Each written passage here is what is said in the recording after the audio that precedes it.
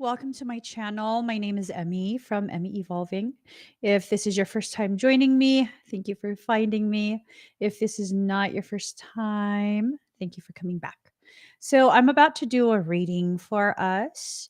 I asked what this reading was going to be about, and what I heard is you won't believe this. I don't know what it means. I don't know what it means. Let me just get cards though. Whatever it means, we're getting some cards. We're getting some cards. And we're figuring it out. Right? Figuring it out.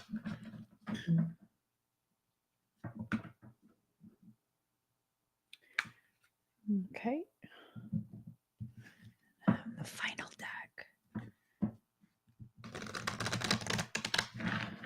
All right. Okay. We're ready. I think we're ready. Let's get started, guys. So you won't believe this. Let's see what we're not going to believe. Okay. This is a circumstance that stems from something that happened either to you, for you, around you this past summer. Okay. This is something you haven't been able to avoid, something you haven't really been processing. You haven't cleansed yourself of this, and it stems from last summer, an upside down summer at that. There is a decision or a circumstance that has continued to reverberate. The effects of it have continued to reverberate all the way through till now.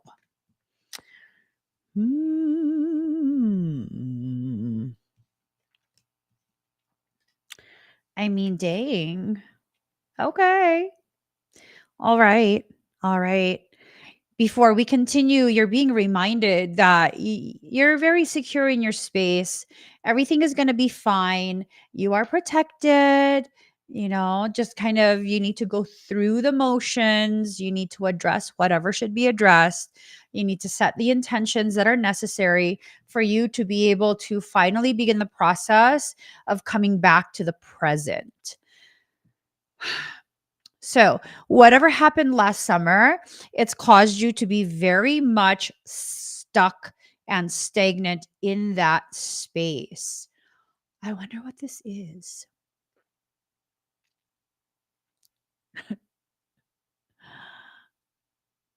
I wonder what it is. I wonder what it is because it's carrying through all the way through to winter time, right? It's not yet winter. We're still in that autumn. And, all the seasons came out. This is a whole year already, right? So up until now, autumn, you've kind of still been upside down in that space. Winter is about to be very different for you, though.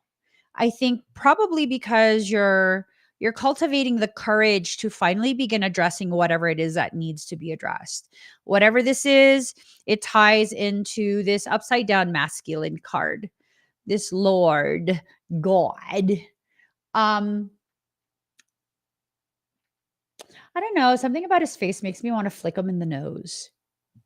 Look at this. Look at that. I just want to flick him in the nose. Like right here, like this right here. Have you ever been flicked there? When I was much younger, I have flicked people there because they've irritated me, and so I didn't know what else to do but to flick them there. It was a violent expression of my frustration, and that hurts. It's I mean, how strong can fingers really be? Not that strong. You just it's just right there, right in this little space right here, and it'll make their eyes all watery, and like it kind of discombobulates them for a little bit. But I mean, it's not deadly. It's not anything like super destructive, and a little bit violent. It is. It is. It is. So this guy irritates me. I don't even know if it's a guy. It's a masculine energy, and it's just he's irritating. He's irritating. Irritating. Irritation. Because look. He's all upside down, minding his own business, upside down, playing his mother freaking flute. His Peruvian flute. Right? Like it just staring at you, staring at you. You know what I'm saying? I don't know. I don't know what to make of this. I don't know what to make of it. It kind of is what it is. Part of me wants to grab him by his horns. Look at this. Yeah. Right? Grab him by his horns and just like shove him in a centrifuge. Just, like spin the shit out of him. Shake him like a shake weight. I don't know who this is for you, but now that I've expressed all my feelings about it, let me carry forward. You won't believe this. Yeah, you won't believe it. He's part of your reading again. I'm not even going to claim any of this.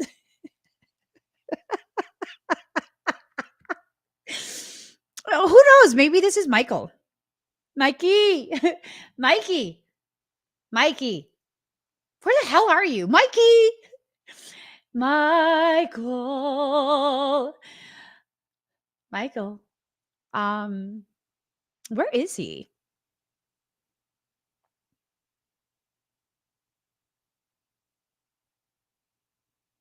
Where is Michael? He knows not to leave me unattended. Michael. I don't know where he is. That's weird. That's weird. He typically comes when I yell Mikey. He typically comes. For some reason. Oh, he's not coming. Mihai. Don't leave me unattended, Mihai. Don't leave me unattended. Okay. Well, then fuck off. I don't care if you're here or not. I'm a strong ass woman. Marlene! Where's why am I all by myself in the room? What is this shit? It's so quiet. I just realized there's nobody here. There's no peanut gallery. This is weird. This is very weird. I even called Marlene. Where is she? Okay. That's fine.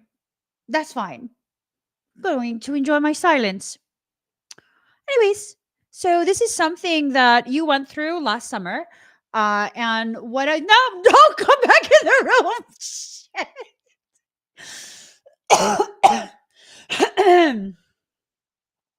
As soon as I'm happy about being all alone, the fucking room is full again. I should have just shut myself up.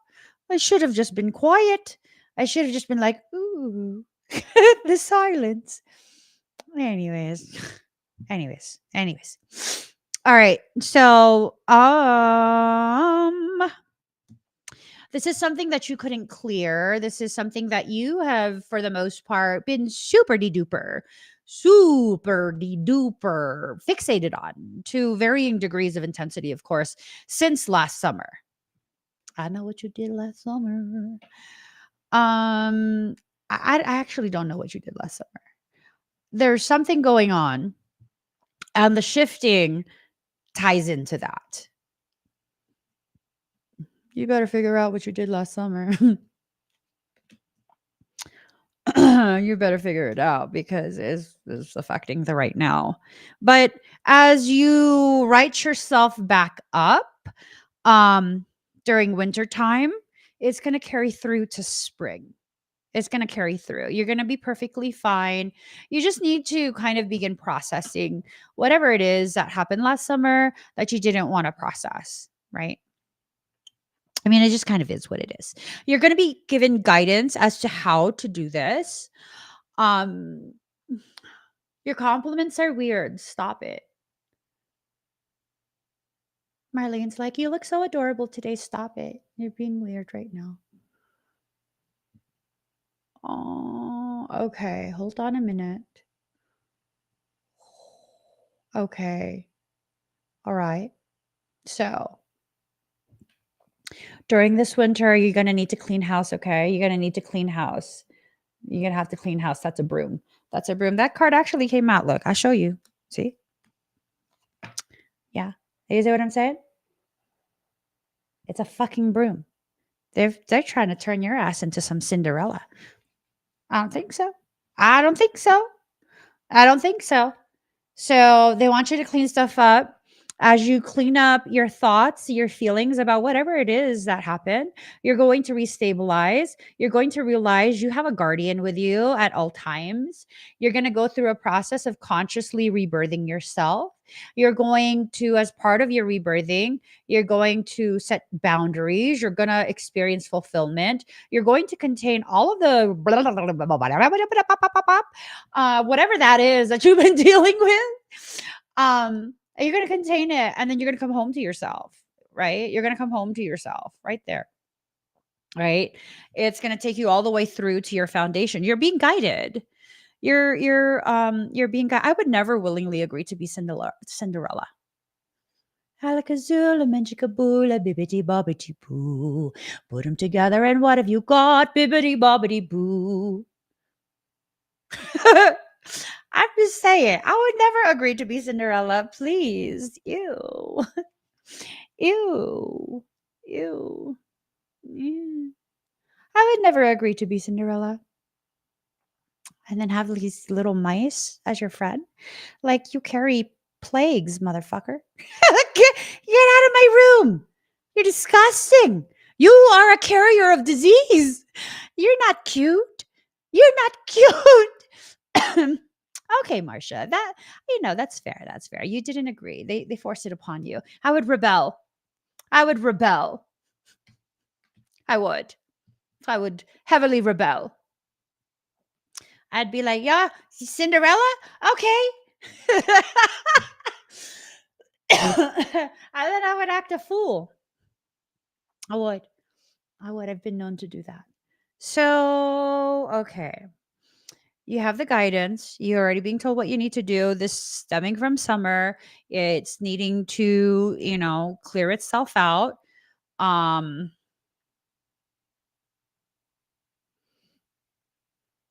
there's a lot of information coming in. You know what I'm saying? There's a lot of information coming in.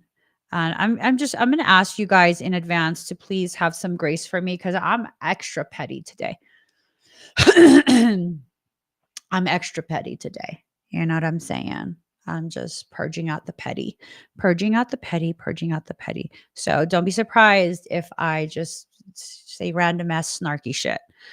I'm trying to remain in control, to control the snark, but I'm failing miserably. I don't fucking care. I don't care. Okay. So look, protection in reverse. You're going through something right now that's making you feel excessively vulnerable. What are you? Are you vulnerable? Have you exited that circle of protection? Mm, I'm not sure. I'm not sure. There's a lot of fear about a certain circumstance that you're needing to deal with, right? You have a lot of hesitation, a lot of fear. That fear is rooted in this perception that you have no choice.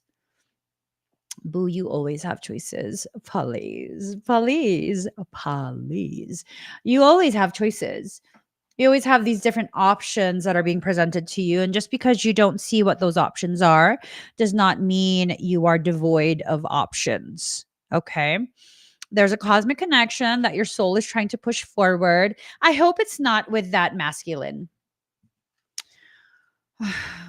I hope it's not with this guy. This guy's always upside down. I'm just kind of sick of his shit. He's always upside down. He's always like broody and contemplating stuff. Like, I don't know. I don't know. It just, that gets old very quickly. It just does.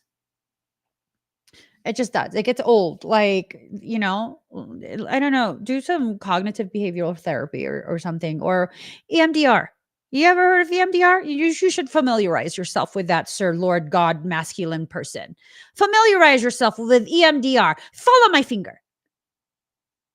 Follow my finger.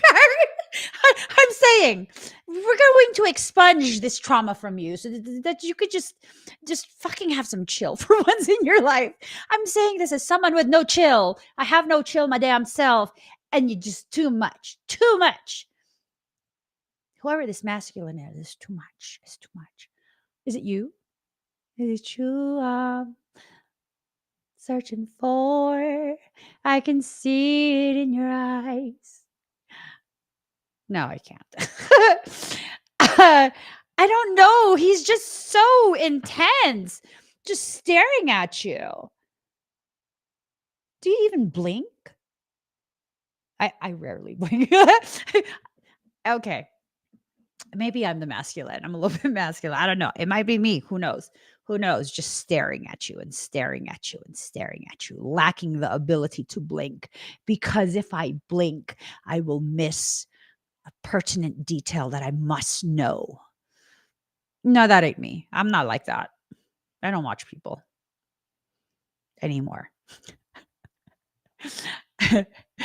I was an avid people watcher for a large portion of my life simply because I don't understand humans. I just don't. I don't understand people. I don't understand why people function the way they do. And so I would like very much watch people. Not stalking, just like stare at people while I'm out running errands, just staring. Like, why are you doing that? Why did you say that? That's not true. Why are you not being truthful? Yeah, it was interesting. I found that a lot of people will withhold the truth even from themselves if it makes them that much more comfortable with a lie that they're living and afraid to exit out of. It's called cognitive dissonance. And anyone who carries within them an innate potential to bring to light the ways in which the individual is living a fully constructed lie, um, may become very aggressive in their villainization of you. That's what I found. So, is that pertaining to this guy? Does he stare at you without blinking, an intense ass motherfucker? You need some melatonin. Maybe you're not getting enough sleep. Maybe you need some melatonin. Maybe you should do some breathing exercises to increase the production of DMT. I wouldn't do synthetic DMT. I'm just saying your body produces DMT naturally. Ooh, this is someone who already is on the spectrum somewhere. That's why they don't blink. I don't know who this reading is for. This is someone who's already on the spectrum, some degree of the spectrum. They have an intensity about them. And that intensity is due to the fact that, very much like me, they are consistently bathed in excessive concentrations of DMT. So then that means they're highly gifted. Whoever this is extremely gifted. What do they want from you, though? I'm tempted. I'm tempted, so heavily tempted to try and discern who this is, just so that we can get some answers. And Michael says to me, be careful what you dig into. Okay, I'll stop. You only got to tell me once. I'm not digging into nothing. I'm not even holding a shovel or a spoon. So be still in reverse. There's a lot of agitation within your field because it's like you want to know, but you don't want to know, but you do want to know, but you don't want to know, but you do want to know, but you don't want to know. Which one is it? I think you do want to know, but you're afraid to. So you're unable to remain still, but you're also unable to disconnect. You're not able to take some time out to nourish your nervous system. Ooh, ew. Your nervous system is highly intertwined with this individual's. You both have no chill. Who is this for you? Do you know who this is? It seems like you should know who this is for you. It seems like this is not a new person. That's what it seems like, which would explain why I'm comfortable with the idea of flicking them in the nose. I mean, I wouldn't normally touch random ass people. But if I've known you for some time and you consistently irritate me, I mean, I might. I might flick you. I'm not sure. This is someone that you've known.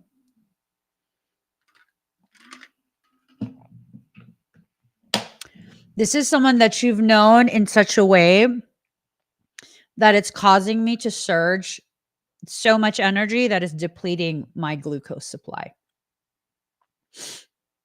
You know this person. You know this person.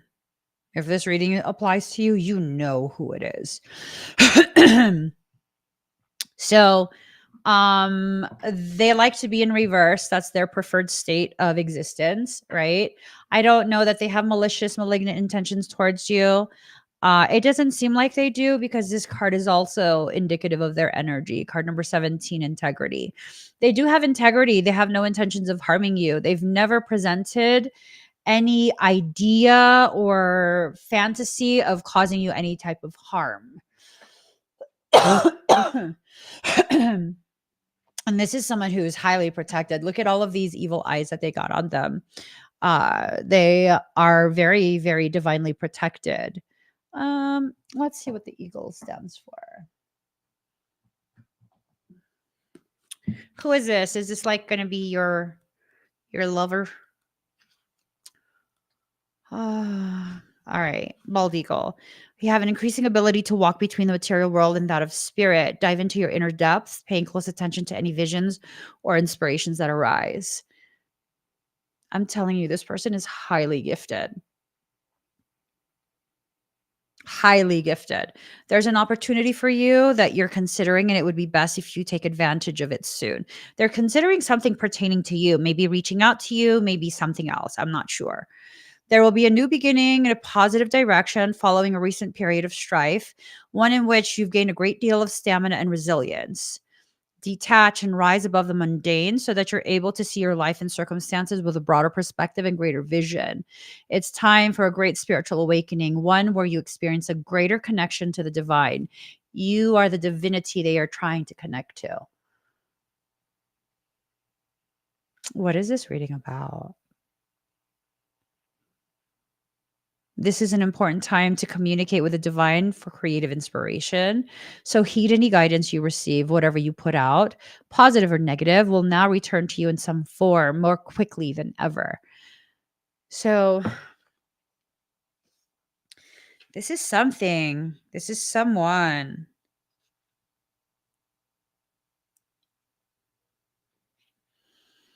Something about your energy calls them to you, calls them to you for some reason. What is it?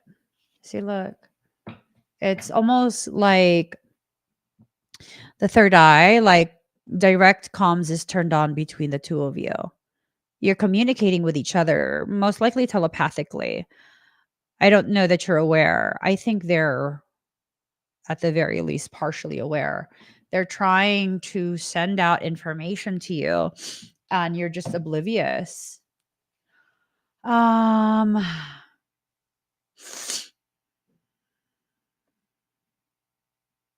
yeah, you're oblivious to the communications that they're sending. Hmm. Hmm.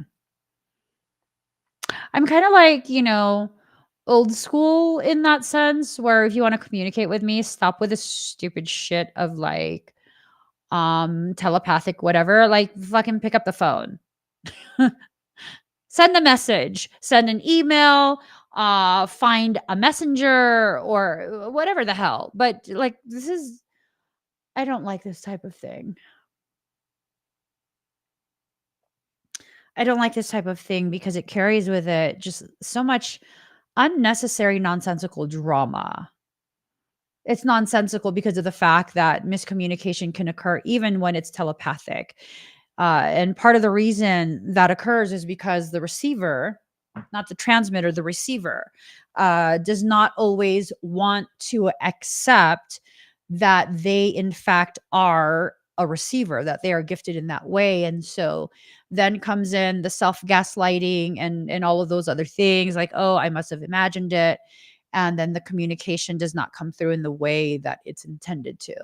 Once upon a time, telepathic communication was the preferred mode of communication simply because there's nothing to hide when it's communicated via telepathy. Energy does not lie. You cannot lie using telepathy. It will be known. Oh, that's why they're trying to speak to you telepathically. Something's happened between the two of you. Maybe this is what happened last summer. Something happened between the two of you that caused probably you to not believe the communications that come through. Like I assume it's your way of protecting yourself. I assume this is a person who has a capacity to reach very deep within you. And so that degree of vulnerability that you experience in their presence causes you to feel very uncomfortable because you don't know what their intention is with you. I mean, it's a very simple solution. They just need to communicate what their intention is with you. But they refuse to do that because they're afraid that if they do that, um it puts them in a space of vulnerability that causes you to have the upper hand. This is stupid. It just is. It is. Because it's this game of like, no, you first. You go first. You do it first. No, you first. No, you first. How about stop? Like, I don't know if it's my age at this point, but this is stupid. This is seriously stupid. That's my professional and personal opinion. This is stupid. If you don't want the same thing to keep occurring, the same cycles, the same degree of suffering, someone's going to have to do something differently.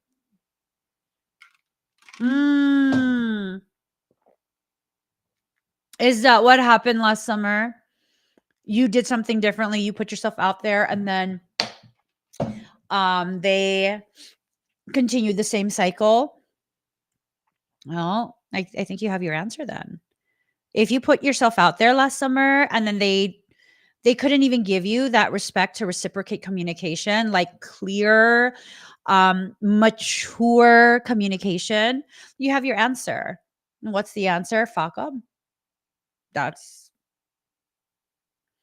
I have Capricorn, not just for my moon, but for my Venus.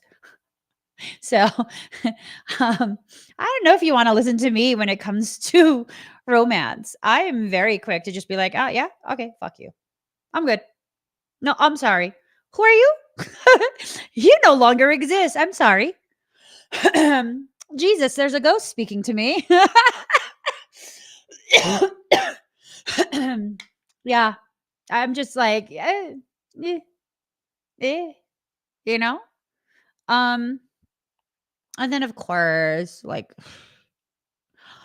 there is gonna be the people who, they're not progressing through their growth cycles as quickly and efficiently as you. And, my personal stance on that, did you traverse my vaginal canal? Did I birth you? Did I birth you? No? Okay. Go talk to your mom about it because I'm not your mom. You guys, I am at a point where I'm just kind of done volunteering myself to raise other people's children, right? I'm kind of just over that. I'm over it. Why am I over it? Because first off, I have my own kids. Secondly, I didn't have anyone to raise me. I had to raise myself. It's exhausting. It's exhausting coming up with excuse after excuse after excuse why a grown ass adult continues to need chance after chance after chance to simply step into a space of being an adult. You know what I'm saying? Like, again, I mean, I don't know that I'm the best person to listen to about this type of thing. I'm just, I don't know. I don't have patience for this. I have all the patience in the world for my children. It is my duty to raise them, right, regardless of their ages. I don't care how old you are. If I see by way of observing your behaviors, your life circumstance, that I failed to teach you something, a crucial life skill, I am obligated as your mother to bring this to your attention and help you through that. But I am your mother, right? Grown ass adults. I mean, it just is draining. It's draining. What needs to happen here? Like, yeah, no, I have no more patience. They're like, there's no patience for it. There's none. None. Patience in reverse. There's no patience left. How long have you been dealing with this? How long have you been dealing with this? Um, you okay, Marlene? She's looking like she wants to cry. What's wrong, girlfriend? What is the matter? You feeling responsible for what? For allowing toxicity? I don't know that any of this is your fault, whatever you're referencing. I don't even know what you're referencing, to be honest.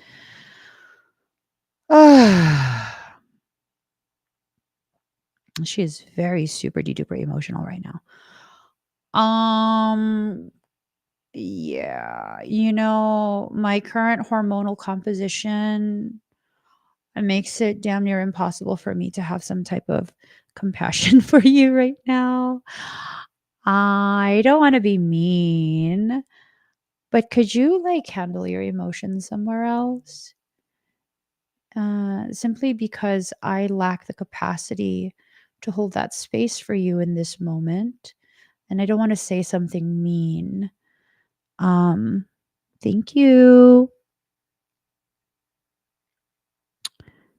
Yeah, no, it's very important for you to recognize when you do and do not have the capacity to hold space for someone else who is in a space of emotional dysregulation, right? Like your needs are important too, and just clearly communicating that, like, I don't have it in me right now to be a safe space for your emotions to be processed, and I will most likely say something that is hurtful or harmful to your process. So you're going to have to process that away from me. There's nothing mean about that. That's just like, um, it's just a reiteration of the fact of the state that you're currently in, right? So what's happening right now is all of this is being brought to the forefront so that the seeds for celebration can be planted.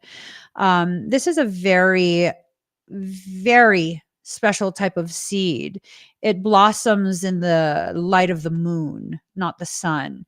This is a seed of celebration that grows silently in the darkness, in the shadows. So there are things that are going to be celebrated, but just not right now. Not right now. You're still in the process of doing something.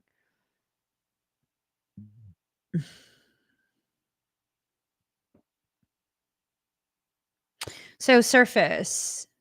Surface. I think with whatever you're dealing with, I think there's a mirroring that's happening between you and whoever this is for you. There's a mirroring that's happening, and I hear the phrase tit for tat. I don't know that they're being petty. It feels more of like reciprocal reflection. Tit for tat. The infliction of an injury or insult in return for one that one has suffered.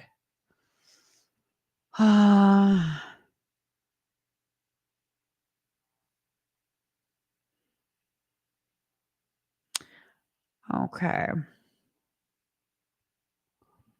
Let's see. Something annoying or unpleasant done to someone because that person has done the same thing to you. Okay.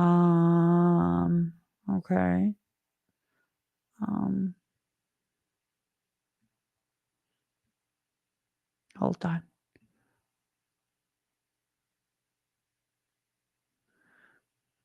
Mm.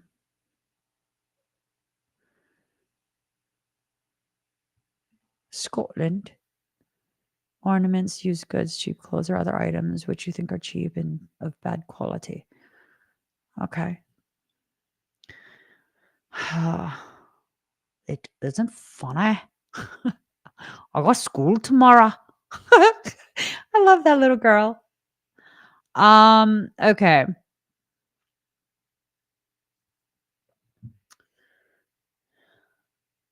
I don't know. I don't know why tit for tat comes out. Mm, meaning of tit for tat is equivalent given in return as for an injury, retaliation in kind. So I don't know. Is it like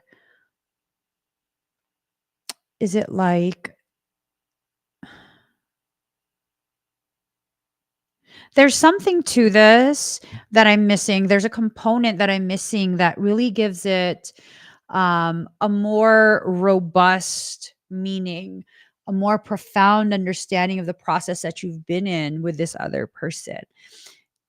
It's not it's not just the known definition of tit for tat. It's not just that. It doesn't feel like revenge is the problem. Tit for tat has more to do with retaliatory behaviors, revenge, that type of thing. But this doesn't feel like a revenge. That's what's kind of confusing me. Um, hold on. Maybe there is. Um,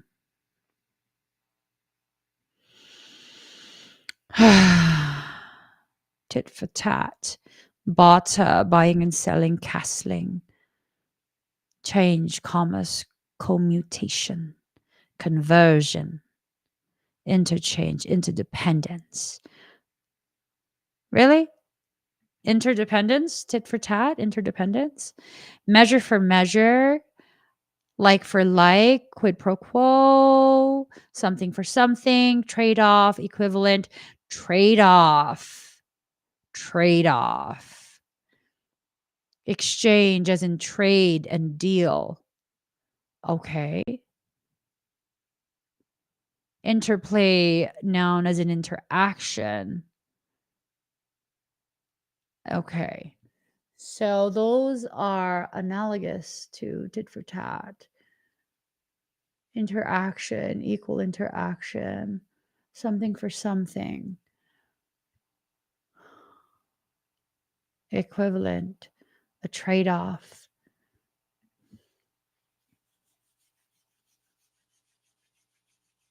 There's something else to this. There is something else to this that um I'm not quite grasping. There's another level to this message. So surface.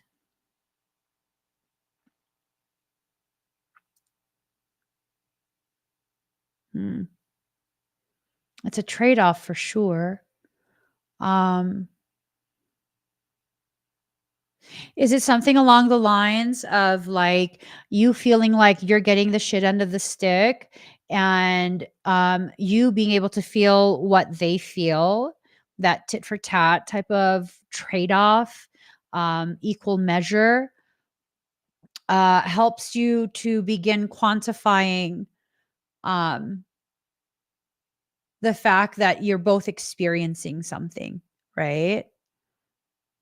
Like, just you are both experiencing something, so like for like, you know, that it's not just you going through the hardship because you feel the hardship they're experiencing, that they, in fact, are also experiencing an awareness of the hardship they impose upon you by simply existing in your absence, you know? Um, it's like one of those things where you don't realize that you're both going through something. You have maybe an assumption. You have an assumption that you're the only one, and but you're not the only one. You're not. So this is very much a mirroring of the process that the two of you are both in. One is aware. I'm assuming you're the one with your eyes open. Their eyes are closed. Hmm. Are their eyes closed or are they viewing with a different eye? Hmm. Because remember, this is someone who's highly gifted. Hold on. This is someone who is highly gifted. I there are very very few people in this world who I have come across personally and I have witnessed the degree of their skill, of their gifts and I'm like, "Ooh, wee. Ooh, wee. Look, they're viewing with a different eye. Ooh, they can't look at you. They can't look at you.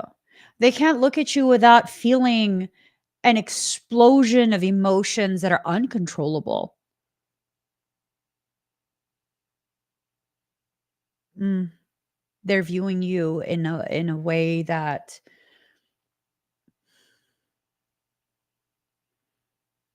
it's hard to describe. It's very hard to describe.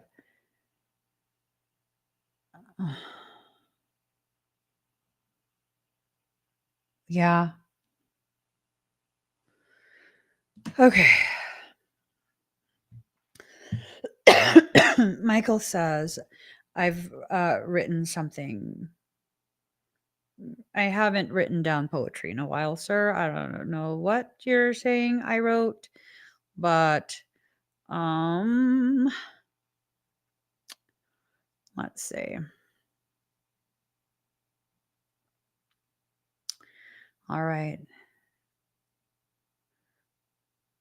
You are like a book of the poetry of polarity, and I cannot seem to get enough of every word from every single one of your pages. So they read you in ways that you don't expect to be read. And it's not cliff notes. It's a writing so archaic that every nuanced sound carries with it a mark above the letter. There's something about you. This is how they see you as well. Eyes wide open, yet terminally shut. Oh, Lord.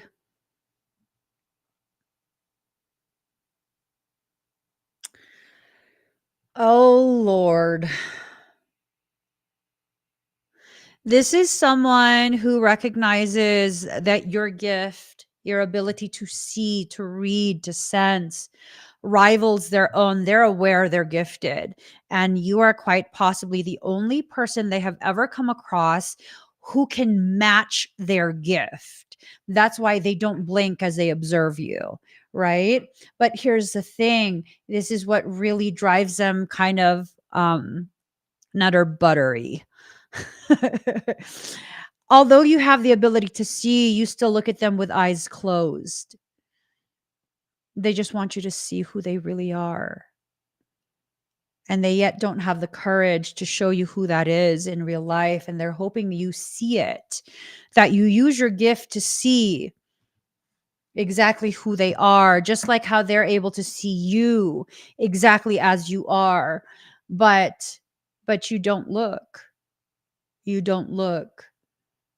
Something about you drives them very nutter buttery. Motion, right? They're there clinging, just clinging to the spaces that you once occupied, spaces that maybe you vacated a long time ago, spaces within the shadows of their heart. And they are like, yeah, they're just, they're holding on to it. They're holding on to like the ghost of you. That's tragic. It's not really something you can control, to be honest. It's tragic, but it's a tragedy that they created for themselves. It's a tragedy created by them. Repetition, they just really don't have the stamina to continue this repeating cycle. And I think because they are lacking the stamina to continue with this, I think really what's being said to you right now is that they are in the process of cultivating enough courage to step forward and reach out to you. Magnetism, everything about you draws them in deeper. Everything about you draws them in much deeper. They're reaching a point of event horizon. You know, they probably see you as a black hole. um Ah, I think they see you as a black hole that's unavoidable at this point. They've reached the event horizon. Everything that happens in their life, from their thoughts to every breath, brings them that much closer to that point of convergence with you. This is something having to do with like um convergence. It's having to do with um agreed upon events between souls. And, you know, because I have a filthy fucking stalker who thinks everything I say is about them, I want to clarify it's not about you, motherfucker. Yeah. No, none of my readings will ever be about you unless I'm talking about disgusting, nasty, demonic shit. So I said I was petty today. Um, this is not a reading about someone who again is disrespectful of your space, your sovereignty. This is not a reading instructing you to give someone a chance to what, to make good on threats they've made towards you, to give them further access so that they can further disrespect you. Now fuck that shit. For real, fuck that shit. Fuck people like that. Who gives a fuck about people like that? This is not about them. People who are like that is not about them. Okay. If you think you're going to have to like give access to yourself to someone who has been like the fucking monster, no, you don't. No, the fuck you don't. Hell no. Hell motherfucking no. Hell no. No. No. Okay. Just straight up no. If you think that this has to do with a person who has been uh wildly reckless in their maltreatment of you. No. No, it don't. I'm telling you right now, no, it don't. No, it don't. Those people need to be cut out like the fucking cancerous piece of shit they are. I'm saying all of this. I mean all of it. They need to have your presence withheld. Starve them out. Do not give access to yourself. Do not give access to yourself. If they're already out, leave them out like the fucking garbage you leave out on the side of the road. Leave them out. Do not let them back into your life. Okay? This is not about someone who has been wildly disrespectful of you, your sovereignty, your sacred spaces, and you think your soul is telling you to let them back. No, no, the fuck it's not. No, it's not. It is not telling you to let any of that bullshit back in. I'll say it again. You need me to say it again? I'll say it again. I'll say it again. Do not let those pieces of basura back into your life. Okay?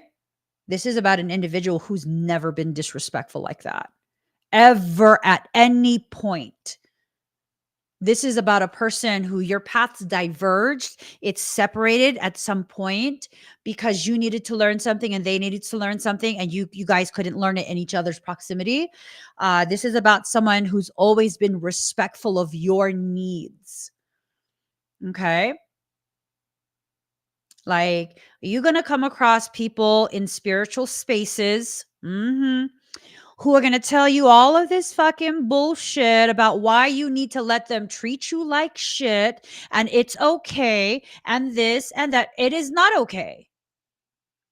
It is not okay. And then they will use these terms.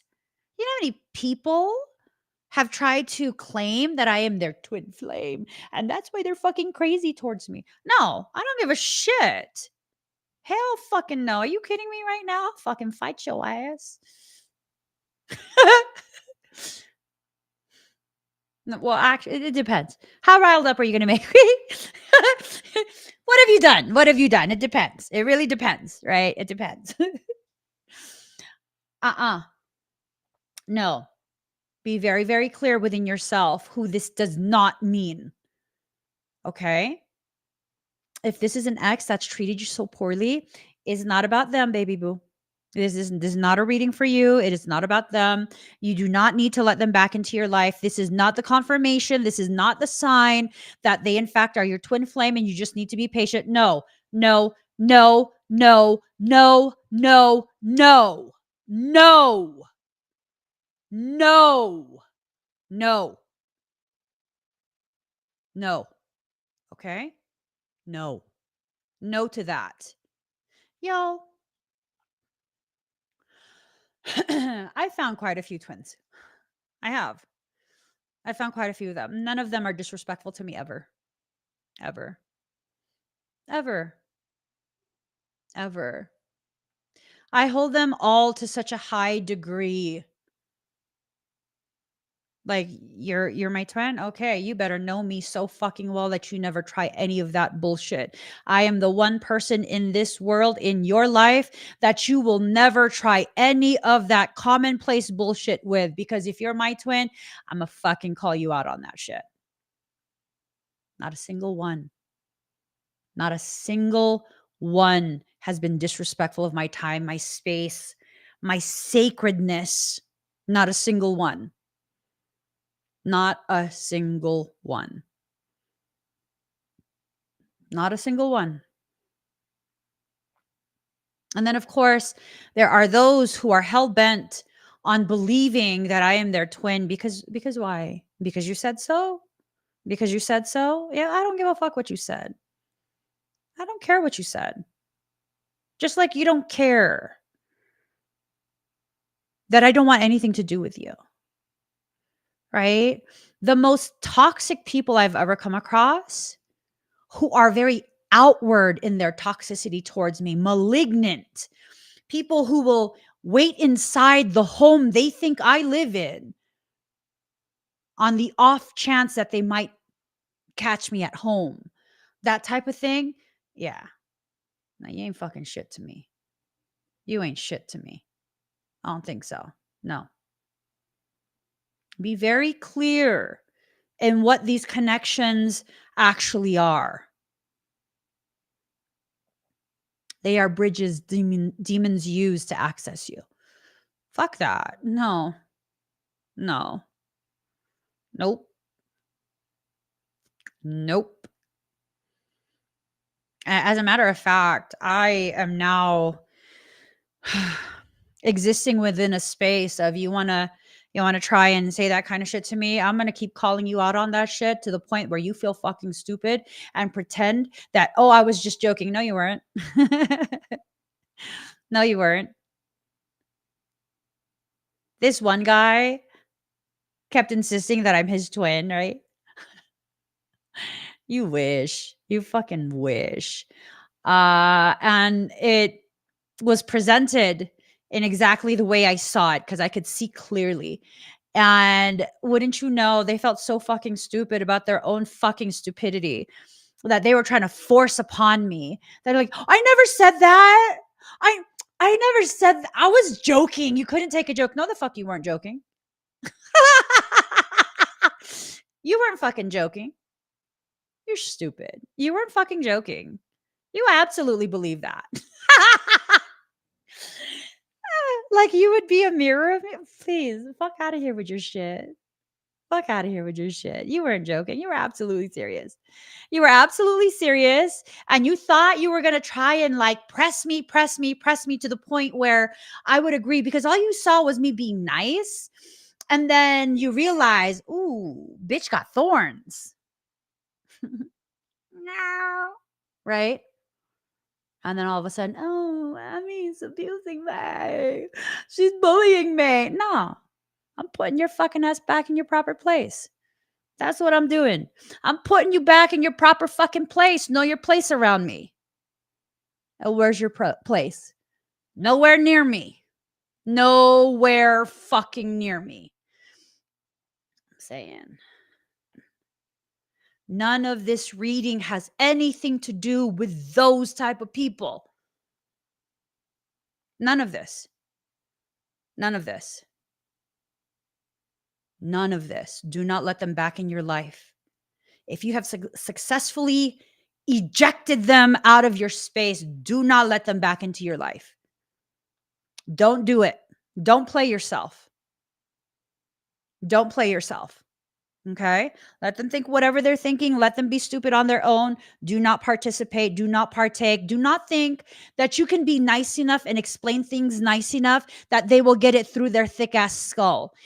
Even if you get it through their thick ass skull, if they don't have the gray matter to comprehend the gravity of their stupidity and violation of you, your space, your sacredness, it ain't gonna matter. It's not gonna matter. Yo, I have been embroiled in a full on fucking criminal case for over a year now. Over a year now. And some motherfuckers are just too fucking dumb to understand, like, we never gonna be homies. Still emailing, still creating new accounts to try and be part of, like, nobody here wants you. Not me, not my community. You've been a piece of fucking shit for how many years now to everybody. Nobody wants you. It's not me convincing people to not like you. You're just a shitty fucking person. And here we have standards, right? So I don't need to explain any of these things because some people, they just do not accept truth, reality. None of my readings are about people like that. None of my people need to partake in any of that. None. No, don't do it. Don't let that shit back in. I hope I've been very, very clear. I hope I have been very, very, very clear to all of you. Value your peace. Value your space. Don't allow any of the bullshit spiritual cockamaniac fuckery to convince you that it is your job to be the chuck mat to catch other people's bullshit.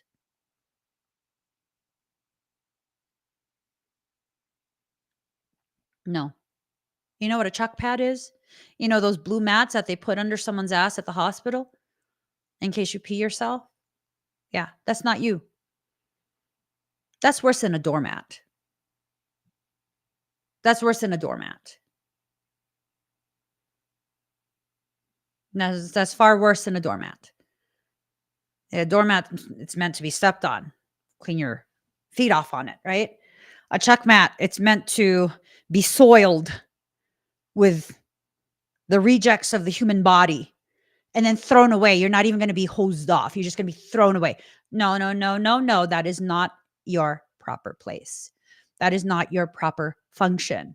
So now is a time for you to really protect your peace.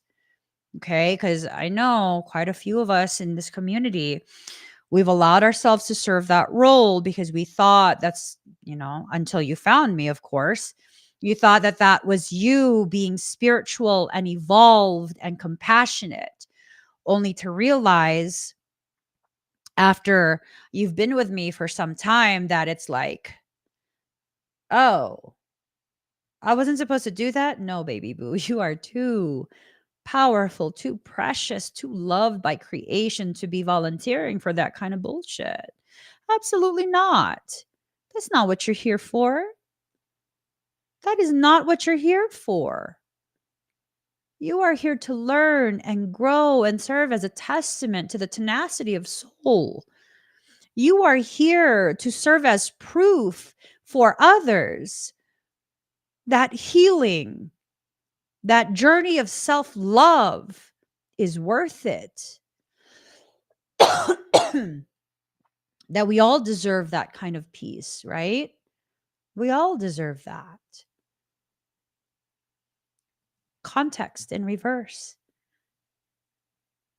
If you don't have the context with which to understand the gravity of this magnetism that's occurring between you and this healthy person, this is about a healthy person, right? This is about a healthy person that is a mirror of you. This is not about any of that foolery that I just went on a tangent on. This is about understanding that whoever this is for you, this healthy individual who has not been part of your journey for quite some time, they are here to initiate conversations, communications that will help you to become more heart-based in the way you speak to yourself, the way you see yourself. It will cause you to feel very empowered within the life that you are living. It will help to further expand your sense of your own peace and how important that peace is for you, right?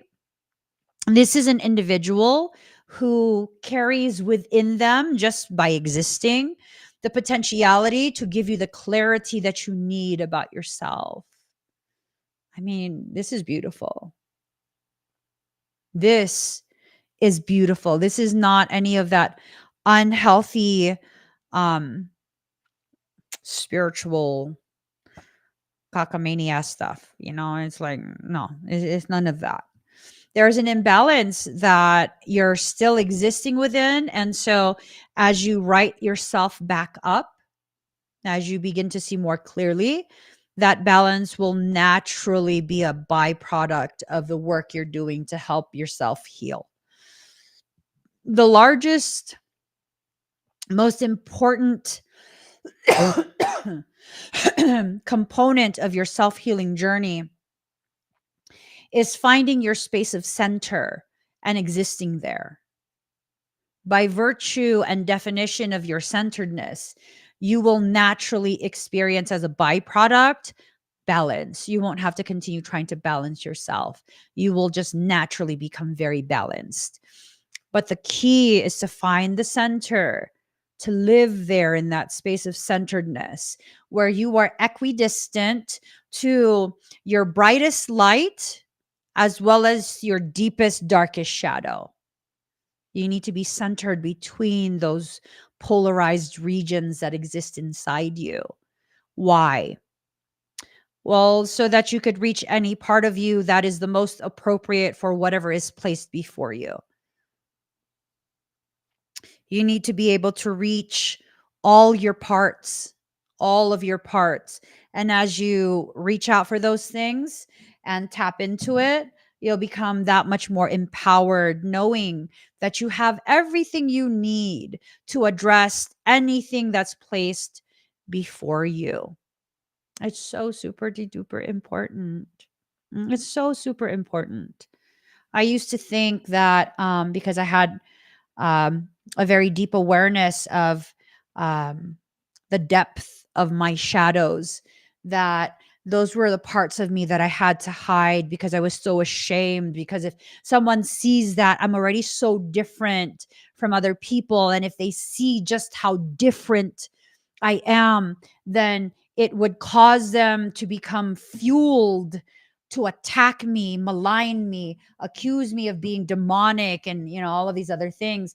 And it's like, first and foremost, they did that anyways, even with zero provocation. They did that anyways. So me rejecting parts of myself did not save me from that experience. It actually predisposed me to experience it. It created a vulnerability that then forced me to experience things that I see now I needed to in order to gain the gravity of understanding. But if I was able to cultivate that understanding before experiencing it, I wouldn't have had to experience it. Right. So seeing that everything played out exactly as I needed it to play out to understand the gravity of me, um, I see now I was ashamed and rejected the very parts of me that have the capacity to protect me. Like, wow. Why, of all the parts I could have rejected about myself, I rejected the very parts that exist to prevent those experiences from harming me. Wow. And those were the parts I rejected. Wow. Just wow.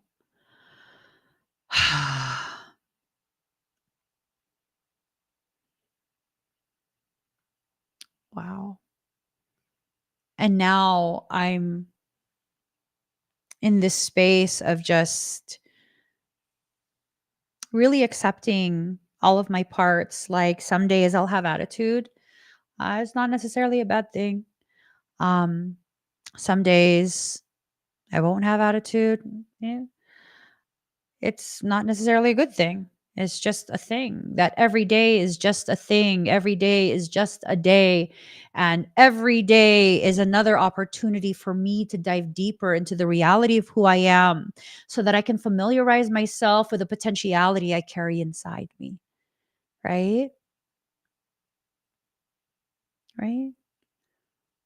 You have all of this potential in you that is not tapped into because why? Because heaven forbid that you have needs that are being provided for by soul, that heaven forbid you have the strength to overcome any situation without having to invoke anything outside of yourself because God lives inside you. I'm not saying that your existence could ever possibly usurp the existence of creator, God, divinity. I'm saying it lives inside you. You don't have to go outside of yourself to tap into the divinity that already lives with you. Sometimes every once in a great while, I'll get a person who has no idea who I am, what I stand for, what I believe, the way I've lived, none of that. And they will spout off at the mouth their fanatical beliefs about religion and stuff. And it's kind of this thing of, oh, you're evil.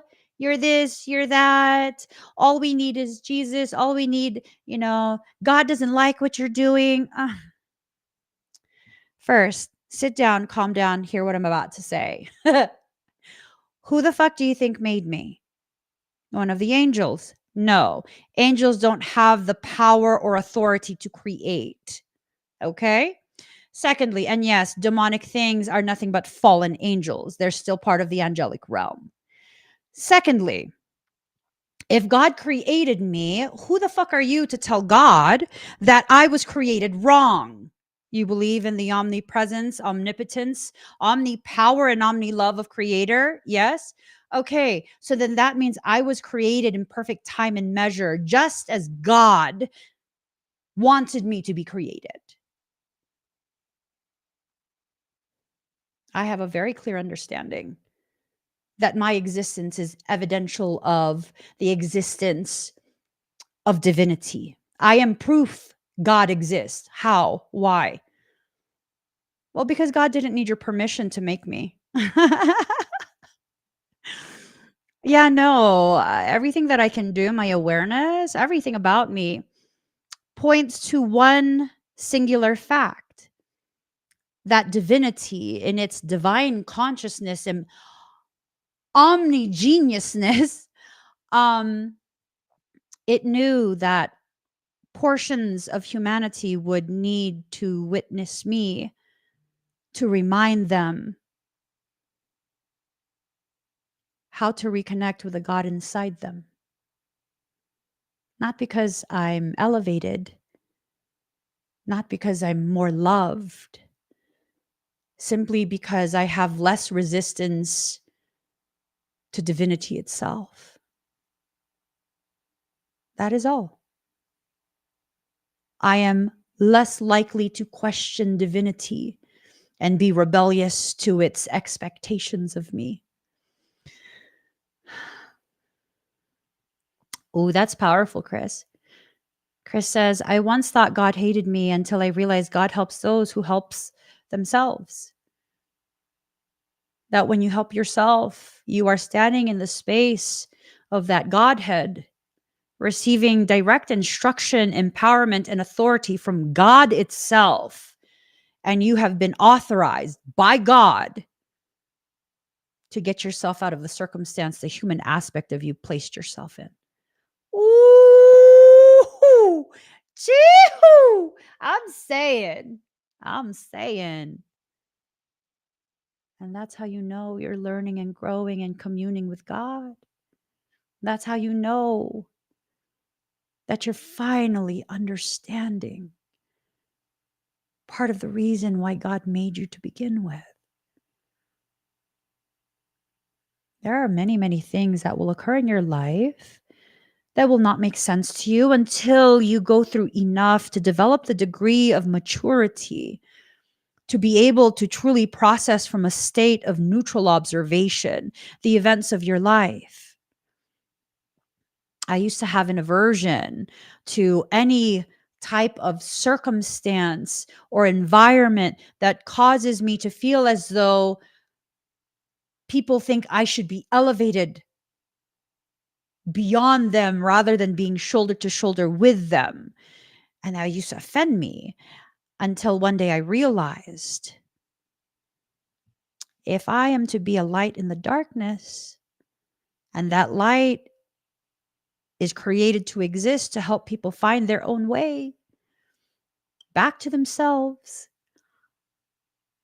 then what more appropriate positioning would a light be than to be elevated so as to cast the largest amount of light with a minimalist amount of effort? And so now I know if I am to be elevated amongst others, it is simply because that is the most proper, most efficient positioning for me to serve my role, to play this role of service for others, not because I am more loved, but because I was intentionally designed to be of greater service. And ooh, then comes the only possible appropriate thought when you reach that level of realization. What would that thought be? Well, if God believes I should, then I will. If God believes I should, then I will. Because I trust in you more than I trust in me.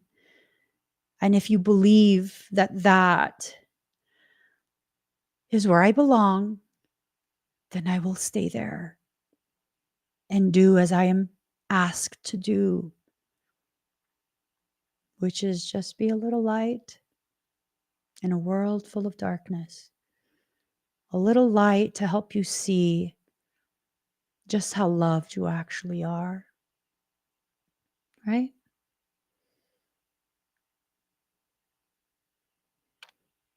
That one song. This little light of mine, I'm gonna let it shine. This little light of mine, I'm gonna let it shine. And that's all you're asked to do. Exist in the way you were designed to exist by God. That's all. Let God take care of the rest. Let God decide who to bring towards you, who to pull away. Let God decide it all. And simply be exactly as you were designed to be, right?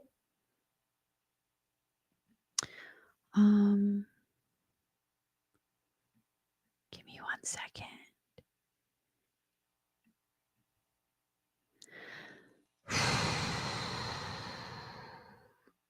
It's a lot. There's a lot of something.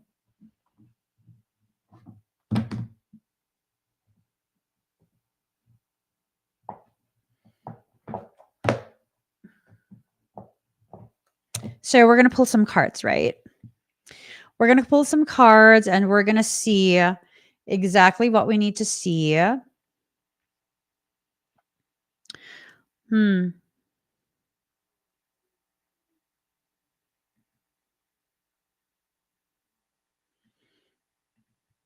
me 1 second, guys.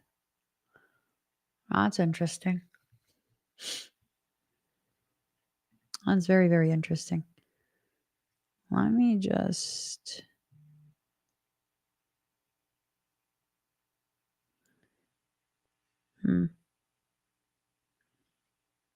Verification.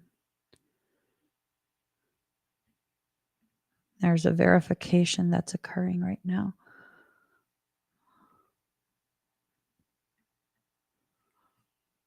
I just need to verify something.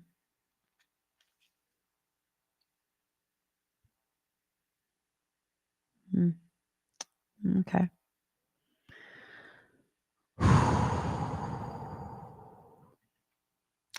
Pick a card from 1 to 3, hashtag 1, 2, and 3. And we're going to turn this into a semi-personal reading. Okay.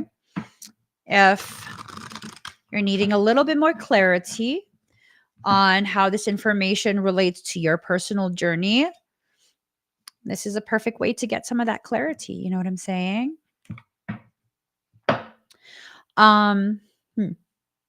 So hashtag 1, hashtag 2, and hashtag 3. Those are the options. Also, really quick, I think I completely forgot.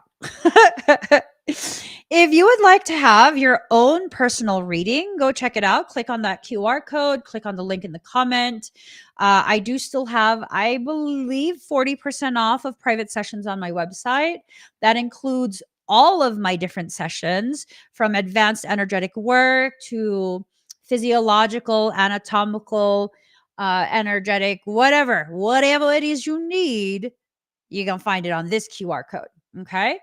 Go check it out. 40% off. And I believe my apothecary right now is 33% off, or 30. I don't know.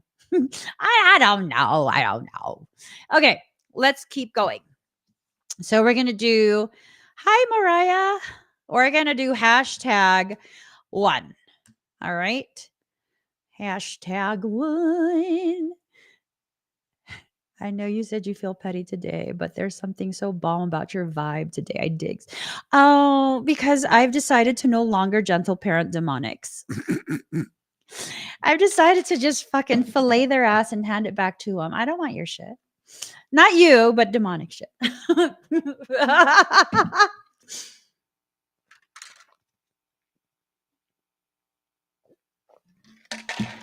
Also, this might be the main thing, Mindy. This coconut crispy rollers.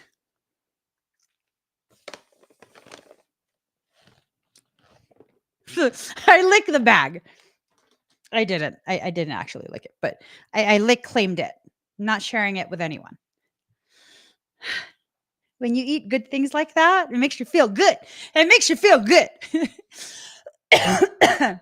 Yes. All right. #1. Ooh. Okay. Okay. Ooh. I feel like this is a good card. I feel like this is a good card. Okay. For people who chose #1, let me put this in the comments because y'all know how my brain works. Oh, sorry. Hello, otaku.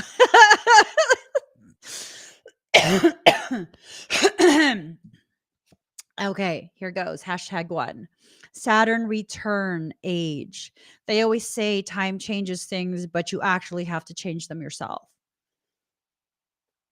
Okay? You got to change them yourself. You got to be the one to do it all. Saturn, as the Lord of Karma, shatters all illusions. Okay.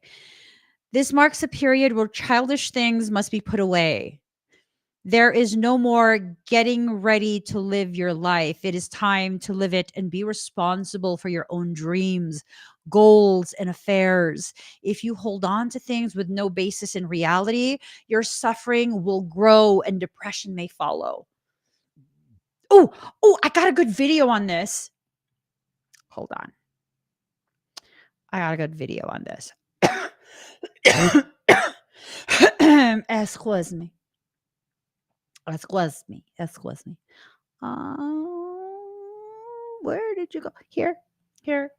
Well, hello, Mr. Carey.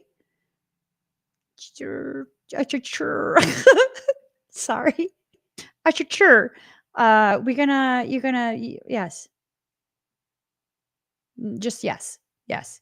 Let's go ahead. You guys need to hear this for those who chose number 1. Okay? All right. It's coming. It's coming. It's coming. It's coming. It's sending. Okay. It's sent. Okay. All right. Let me.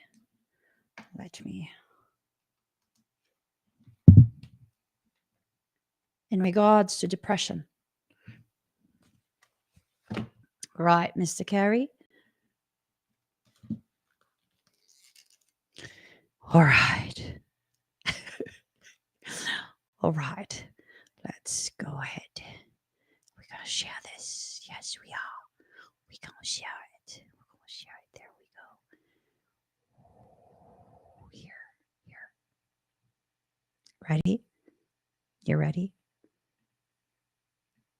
A lot of people think that I'm kind of going through something. They go like, well, it's a reaction to depression. He's dealt with depression his whole life. There's no hint of depression in my life whatsoever. Depression only happens when you don't accept what is and when you're playing a character in life. So when I tried to go back and play Jim Carrey, I got depressed.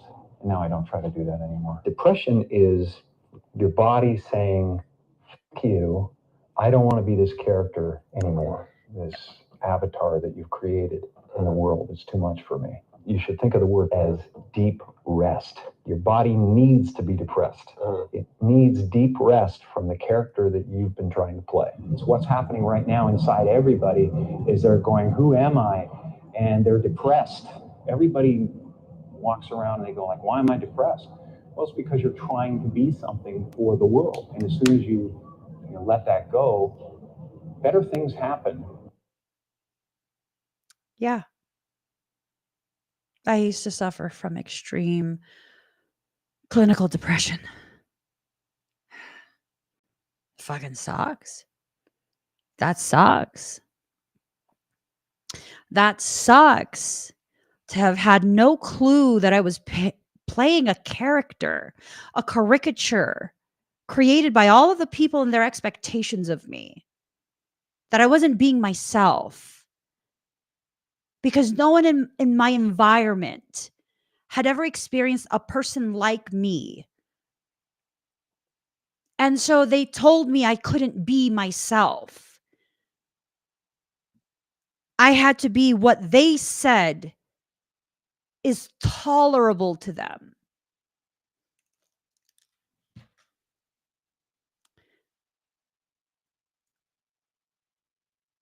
And because I had never come across another person like me before. I had never come across a person like me, which is just a regular person. I just see life differently. I live life differently. Man, I couldn't give myself permission to simply be myself. The degree of clinical depression that I would go through for prolonged periods. I'm talking about years of being so dark in that depression. All because my body was telling me what my heart was trying to say. I don't have it in me to play a character anymore. I just don't. I can only be who I am. And if who I am is not enough for you, then find someone less, find someone more, find the character that you're seeking, because it ain't going to be me, baby boo. It ain't going to be me. And I don't experience bouts of clinical depression anymore. I might have a couple days, maybe a week, every once in a very great while, where I feel just so low. So low. Why? Well, because I'm suddenly faced with an awareness that I'm trying to play a fucking character again. Trying to play a caricature of myself that I just can't sustain. I can't sustain it because it's not the truth, and I've never really been good at lying.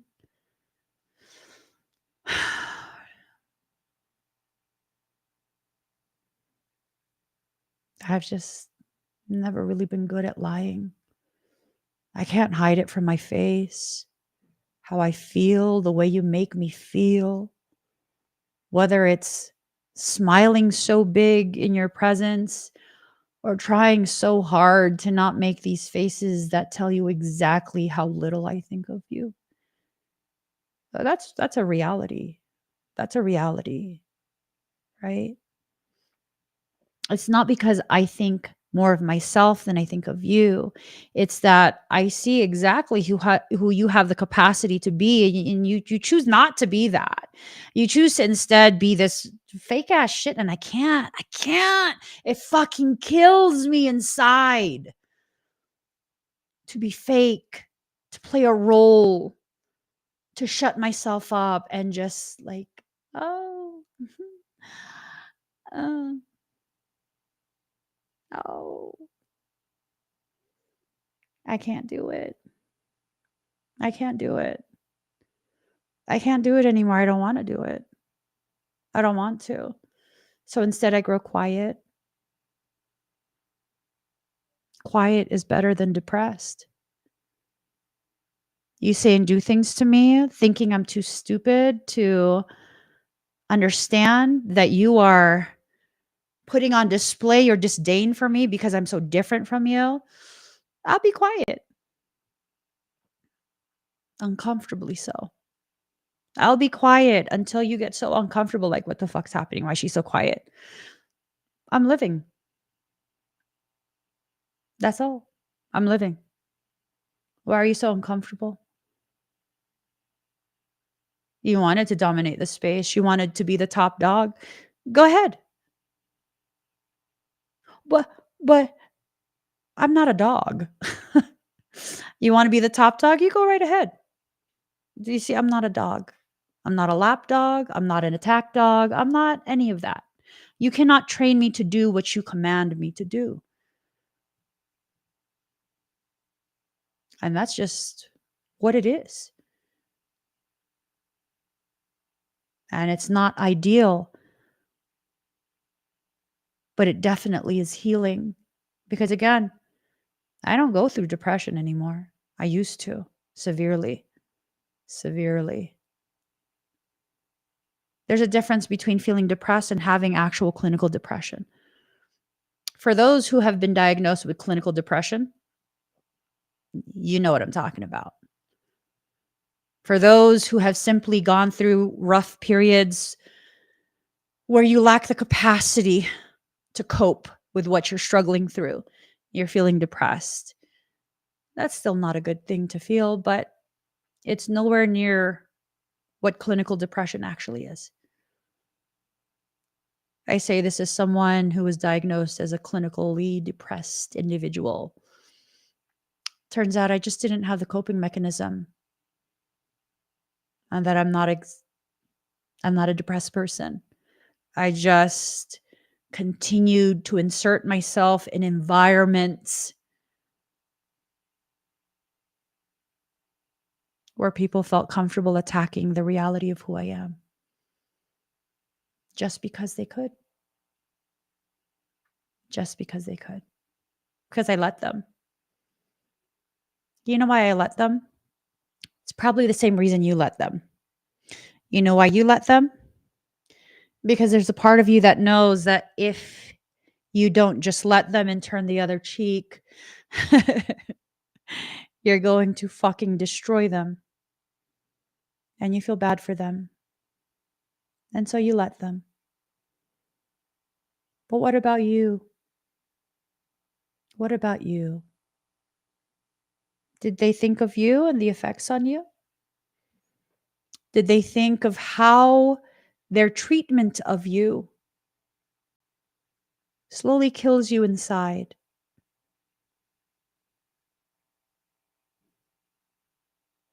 No? They didn't think of it? So why do you think of them? Because I'm not petty. Is it petty?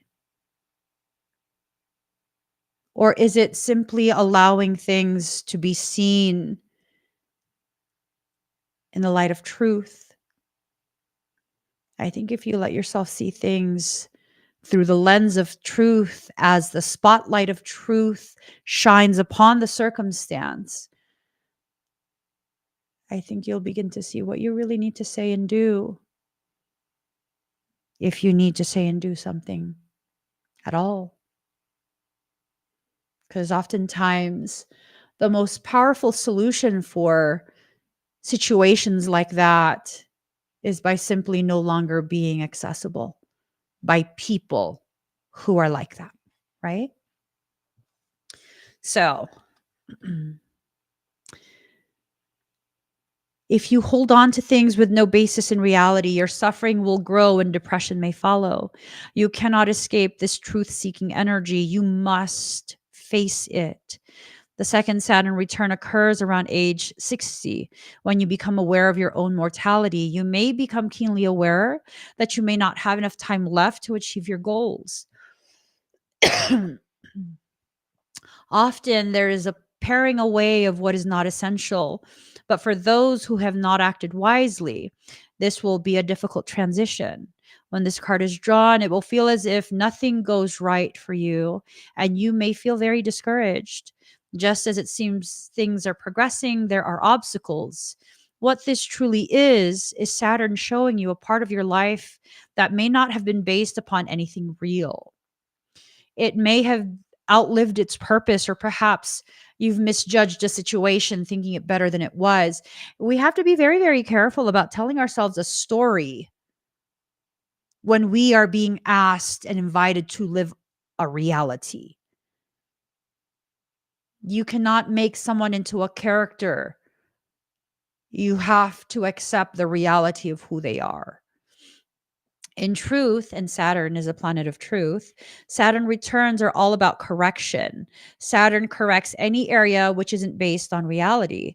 It might be romance, business deals, educational paths, partnerships, or marriage.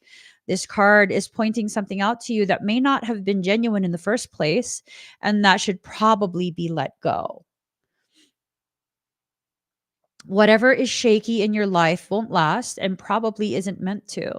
If this card is drawn, you will not be given a pass, and the matter in question will not progress as easily as you might want it to. But more positively, this marks a time when things are solidified. Whatever you accomplish currently will have permanence to it. You will have worked hard, and your hard work will pay off, gradually growing more successful over time. You may feel a sense of time running out if any partnership is now being formed. That lover or partner may be older or in better standing than you. Pessimism may figure in, and you may be compelled to give up on something you believe in dearly. Saturn is a planet of time and measure and signifies hair turning gray or skeletal or bone problems. Dental problems are common with this transit. Saturn returns tend to bring on rough passages, but also a harvest. You see, people want the harvest, but they don't want to put the effort into what they are harvesting, into what they will harvest. That's not how life works. It's just not. You can try and convince yourself that you can make it do that. Mm. You don't find it odd how easily you lie to yourself? I mean, yeah, because that's a lie. Thinking that you can force something into being when you know damn well it's not for you. For the longest time, quite a few years actually, I was totally like, I'm going to live out in the middle of nowhere. We're going to till the land. We're going to grow our own food. Okay.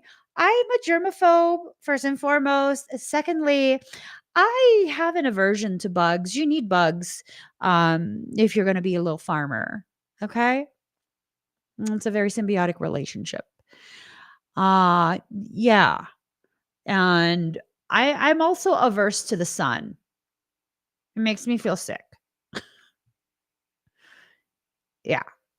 So that's a problem. That's a fucking problem. Right. Right. Being a little gardener. Yeah, because I have a fixation on plants. I fucking love them. I love them. I cannot help myself. I love them. I love them. I talk to them. I do all kind of weird shit with my plants. Okay? I love them. But I'm not a gardener. Because if you're not inside the house, you're probably going to die outside. To date, I don't think I have. I have. I was going to say I don't think I've ever eaten anything that I've grown, and I've grown quite a few shit. I've grown a lot. Yeah, because it's weird. I'm a weird type of empath. That's okay. I've come to terms with it. Yeah, when I grow things, I become attached to them. They become like my children, and I'm not into cannibalism. And so I'll grow all of these things and then I'll give it away because, like, you want me to eat my child? What the fuck? I don't do that. I don't do that. But I have eaten quite a few of the blackberries that I've grown.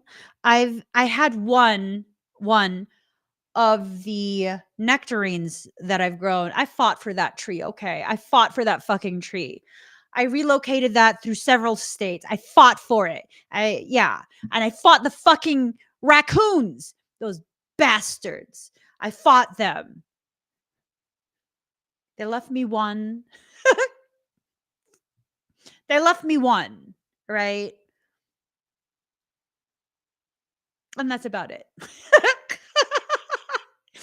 I grew bok choy. I did not realize how big bok choy gets. they get almost as tall as me. And I was just like, no, stop. Stop. You're weird. Just stop. Stop growing. You're weird. And then so I dug it up and I was like, just stop. Just stop. This is weird. It's weird. You're supposed to stay small and cute and yummy. And you're doing weird shit. You're getting real big. You're out of control. I was telling it that. I was telling it that. And so I've come to the realization my reality, it does not involve being a farmer or a gardener or any of that shit. I'm just a girl obsessed with plants, indoor plants. Not anything you can eat, but just things that grow really tall. Really tall. And that's that. So I'm needing to give up my dream to live on a large parcel because I don't even go outside. I don't. I just, no. I'm good. Like wild animals get fucking weird with me.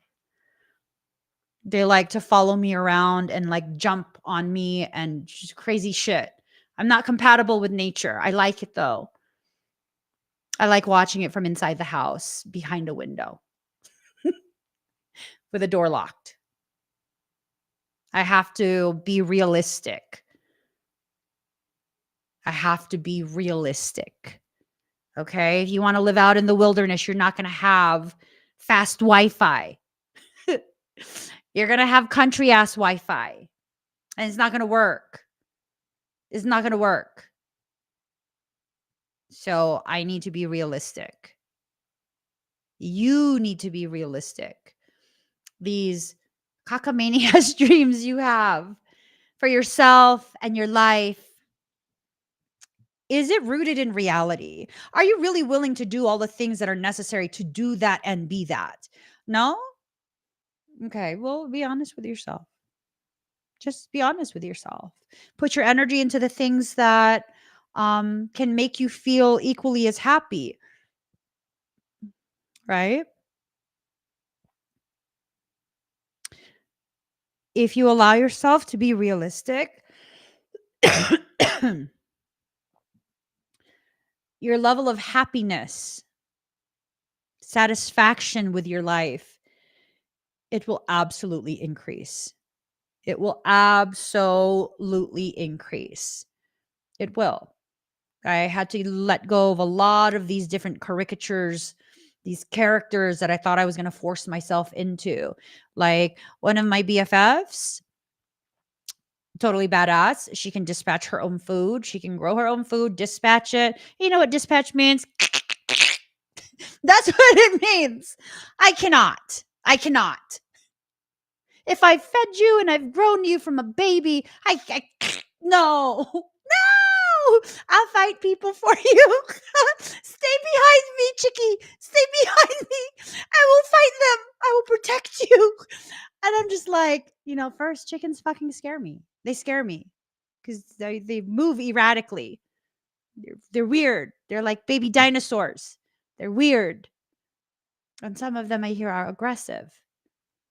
And so I was telling one of my best friends, like, if the world ever ends, I'm going to have to fucking kidnap you. I'm going to come pick you up. I'm going to sedate you, put you in a box. I'm going to take you home with me. And then we're going to have all the chickens. You do your chicken thing with it. I can't do that. I can't do that.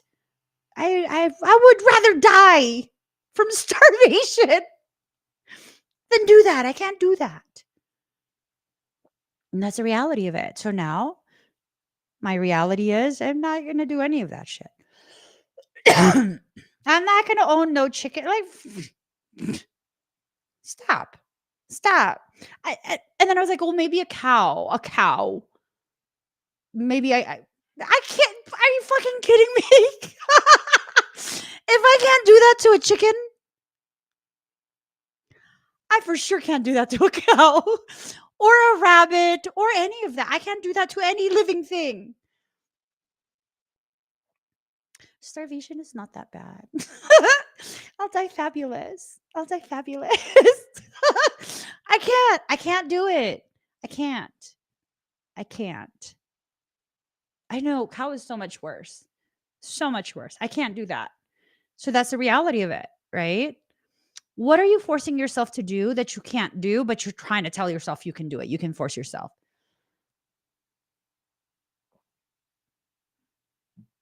I mean, think about it. Think about it. What idea do you have running around in your brain about what you will do, who you will become,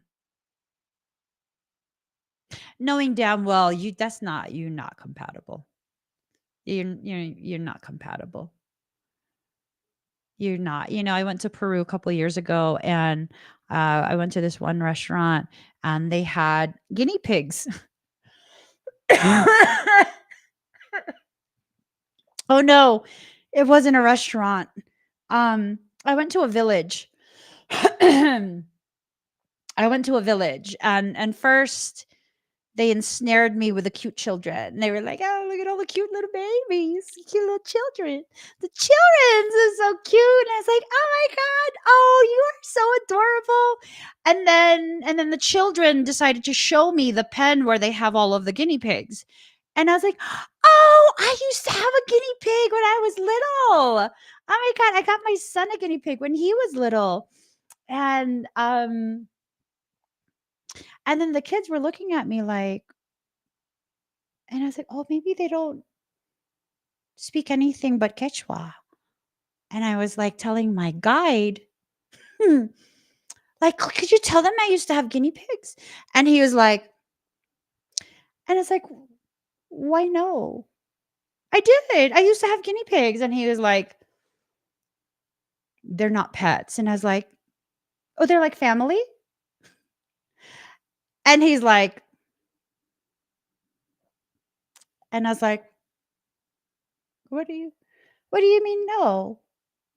And he's like, "Do you want to see the llamas?" And I was like, "Wait, what? I don't understand." And he's like, and then of course my little gears and my little brain started just plugging in information, plugging it in. And I was like, and he goes,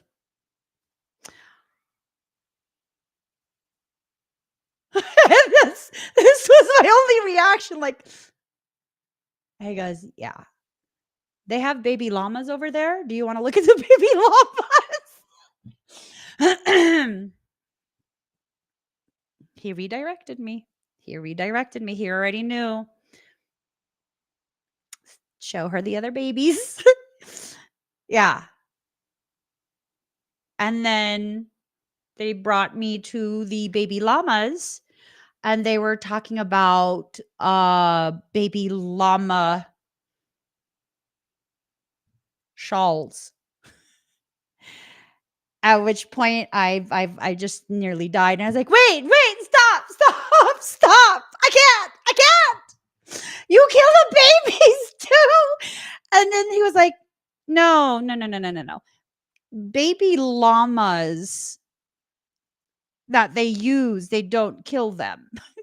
And I was like, what do you mean?" And then he explained to me, baby llama fur is their first haircut. It's the finest fur.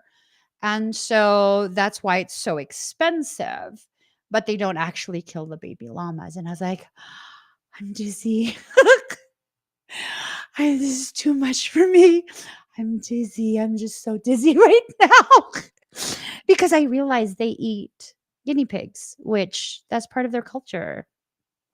It was part of their culture. And I'm not going to sit there and be like, "No, oh my God, I have to adopt all the guinea pigs." Like, that's their food. That's their food. In that village, that's their food. And I was just like, okay, I just got to breathe. I just got to breathe. The baby llamas stay alive? Yes. Good. Good.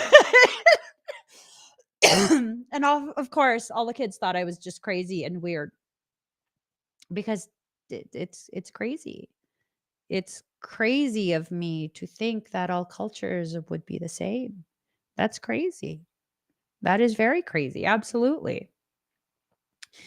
You're now at a time when you understand things better than you did even a year ago. It's time to be brave and face this important passage, right? Yeah, no, they eat guinea pigs. Not all of the Quechua peoples, but it's a source of meat. It's a source of protein. There are no quick fixes when this card turns up. Know what you can and cannot do. Take life in a measured way, much like this planet of time already does. Let go of your illusions, for they do not serve you. That was a major illusion for me, that the guinea pigs were their pets. Like, no, they actually live off the land. All of their livestock that they had were either turned into food, or their fur was harvested to continue to make um, tangible goods that tourists would buy. And I'm not going to sit there and be like, oh my God, no, that's so the animals and this. No, that is a very powerful village that we went to. The reason they're powerful is because the women, it's all women there and their babies, and all of the income that they bring in through the tangible goods they create from the animals that they um, maintain, that helps their village. It helps their village. So yeah, no, I bought a shit ton of stuff from there. I I I bought a shit ton of stuff, and I did my part to support a village full of women doing their thing. Absolutely. It's none of my business what their food is. They take care of their children, they take care of themselves. It is none of my American business what type of meat they use. And that was a very difficult um thing to come to terms with, but you best believe, yes, I'm going to come to terms with that, because I will not be disrespectful of another mother, right?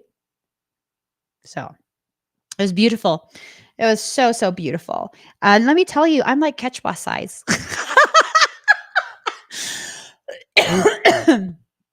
It was just amazing to be in a village full of people my size. And I was just like, these are my people. They're my people. Yeah. Okay. I loved it. I loved it. So, card number 2, hashtag, oops, 2. If you picked card number 2, this is for you. So, for people who chose card number 1, now hopefully you are seeing and grasping that a lot of your perceptions might need some modification, might need some revisiting, so that you can be more balanced in the reality that you are living, rather than continuing to contort yourself and your perception of yourself to fit the limited spaces that you've been thinking you must exist in, right? You're so much more than you give yourself credit for those who chose card number 1.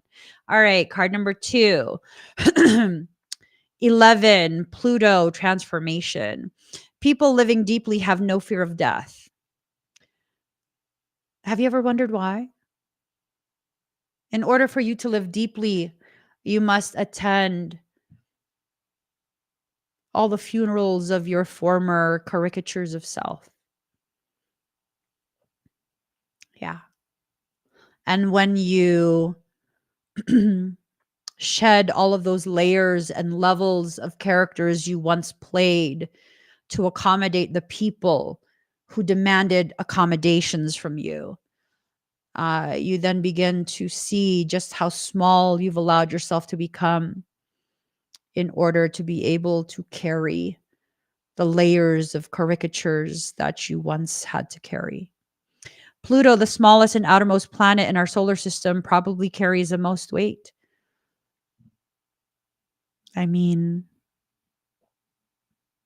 apply that to your life. When you allow yourself to get the furthest away from the reality of your truth, and you carry the greatest number of layers of characters you've convinced yourself you needed to play, wow, you become Pluto. It is a planet of extremes. Birth, sex, and death are Pluto's themes. Pluto was a god of the underworld. His earlier name, Hades, came to designate the dwelling place for the dead. The name Hades means the unseen and is a good description of the energies of Pluto, which tend to transform areas of the astrological chart without us knowing until the explosion or blowout. You've been being transformed, transfigured, transmuted. Mm. Hades means the unseen. Mm. The unseen parts of you, right? Hades came to designate the dwelling place for the dead. All of these dead end characters that you would play, again, to accommodate the demands of others. Pluto was discovered in 1930, and although it's now considered a dwarf planet, transits from Pluto are extremely powerful and bring on significant life changes. In traditional astrology, Pluto is a higher octave of Mars, but has some similarities to Saturn, which is also a force of oppression. Pluto governs renewal and rebirth. It brings to the surface things that have been hidden or are felt deep inside. These are sometimes painful to confront, or they are embarrassing or taboo. What parts of you have you been needing to confront? What lie have you been needing to face head on? But because of the taboo nature of this shadow work, you've been very hesitant. You're about to face it all. This dwarf planet tends to inspire unwelcome surprises. Yeah. Pluto can be like a tower collapsing in your life, a life from which you must rebuild from debris and also inspiration. Many things you have relied upon for always being there may suddenly disappear or leave. More than anything else, Pluto represents endings and beginnings. It is not a card of physical death per se, since our lifetimes we experience many deaths and new starts. This is simply a time when the decks are being wiped clean for new action. And honestly, sometimes the act of wiping it clean can be received by the human perception, the flawed, limited human perception, as an act of war against the self, because your identity as you know it to be is being completely erased. And that's a very tough and jagged pill to swallow. This is simply a time when the decks are being wiped clean for new action. Most of the time, you begin to feel ill at ease with the feelings of something not right, and things go down strangely with an eerie silence like the Titanic. If you are in a relationship that has been difficult, it will either end or it will deepen and become more fulfilling. Any romance that starts at this time should prove to be intense.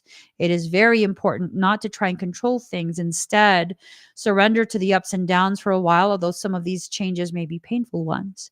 That said, this is a time of intense sexuality. It may come in various forms, but most likely intense and consuming. In terms of job or career, it may be time to get another. So, you know, you know, if you embrace this period of change and see it as an invitation to an adventure, you'll experience it in a completely different way than you are afraid of experiencing it. That's one powerful way to transmute something that you have no other option but to experience.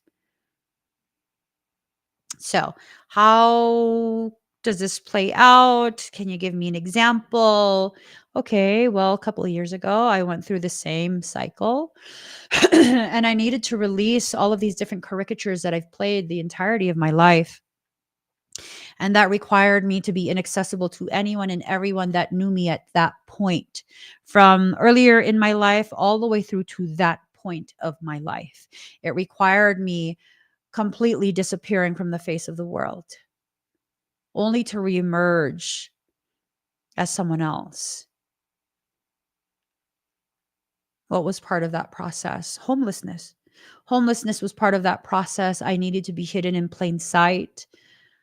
I needed to be inaccessible to everyone in my life That included no forwarding address, no email, no phone number, no social media to try and stalk. There was nothing, nothing, nothing. There was nothing. I disappeared. I disappeared. And some would say, like, wow, whoa, whoa, homelessness? That's a deal breaker. Yeah, it absolutely broke all the deals that I had with people who expected me to be something that I wasn't. It set me free. And I was homeless for quite some time by choice, by choice, by choice. I lived in a parking lot for 2, 3 years by choice. And I still maintain that was, to date, still the most beautiful time of my entire life. To be so free with my children, my husband, to have the luxury of finding myself. That was a luxury I couldn't afford until that point of homelessness. And man, the way life has changed, the ways in which I've blossomed unapologetically, now allowing myself to be the wildflower that I am. I am not a wildflower to be picked and placed in a vase. Absolutely not. I am the type of wildflower that carries within it a poison that can serve as a medicine only if you know how to handle it, how to dose it out.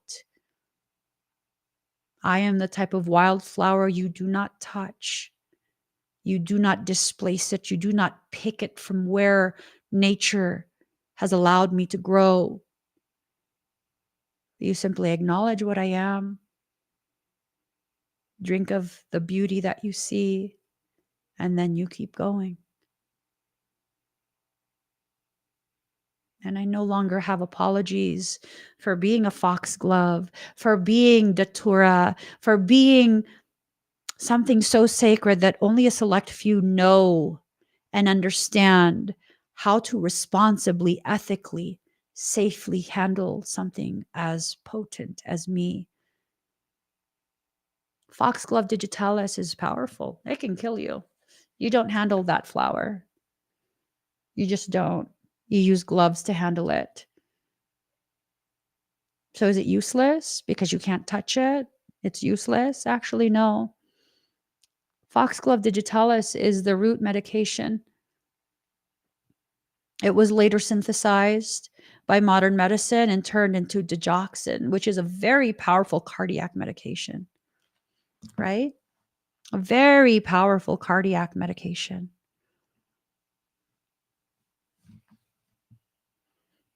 Only those with a knowledge forbidden from being known by most know how to handle something like that. Datura, datura, such a sacred plant. Angels' trumpets, such a sacred plant. It could take you on such a spiritual journey deep within the self, introducing you to the mother, the father, the spaces in between. But if you don't know how to dose it, you can die off of it. It's a wildflower. It grows wildly. Certain regions, you see it on the side of the road. Don't ever pick it unless you know what you're doing. Don't ever touch it. Leave her be. Let her grow in her sacredness, wild and free. Only the most sacred ones who know of sacred medicines would dare touch her and disturb her peace. I'm no longer apologetic for being just like those wildflowers. That is the gravity of what I'm here to exist as. Simply leave me be in my peace. I cannot harm you. I will not harm you. It is you who harms yourself in your desire to conquer and dominate something that was never yours to begin with. It is you who does this to yourself. And when you begin to encroach upon my sacred spaces, touching my petals as though I belong to you, it is you who chooses to poison yourself. I will not apologize. I will not feel bad for simply existing as I am. It's time for you to step into that space, that same type of existence, knowing the sacredness you carry within you. It's time.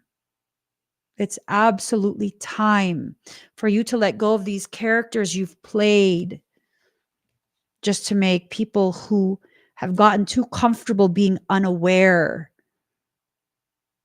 make them feel safer in their lack of awareness. No, that does no one any favors. When the Pluto card presents itself in a reading, you may have recently been infatuated with a hidden object, certain mysteries, or the taboo. This could be a time when you're able to sense and feel spirits around you. Sometimes this card can indicate psychic attacks, and thus you should be very careful who you open up to. Those psychic attacks are the equivalent of those people unaware of the potency of your medicine. Any medicines, no matter how life-saving, when improperly dosed for incompatible conditions, it becomes a poison. It becomes a poison. You are not to apologize for being who you are. You are not to apologize for being who you are. Be cautious if you're involved in anything paranormal or occult in nature. You are not particularly vulnerable. In fact, your strength is growing, but it is important at this point in time to spiritually protect yourself from anything negative, such as vampire types of people or lost spirits looking for a home.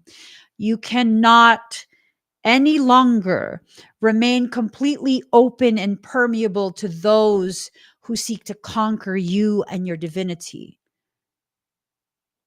If you're afraid, concerned about the negative effects of you on others, do not be accessible to those who lack the awareness of how to properly handle you.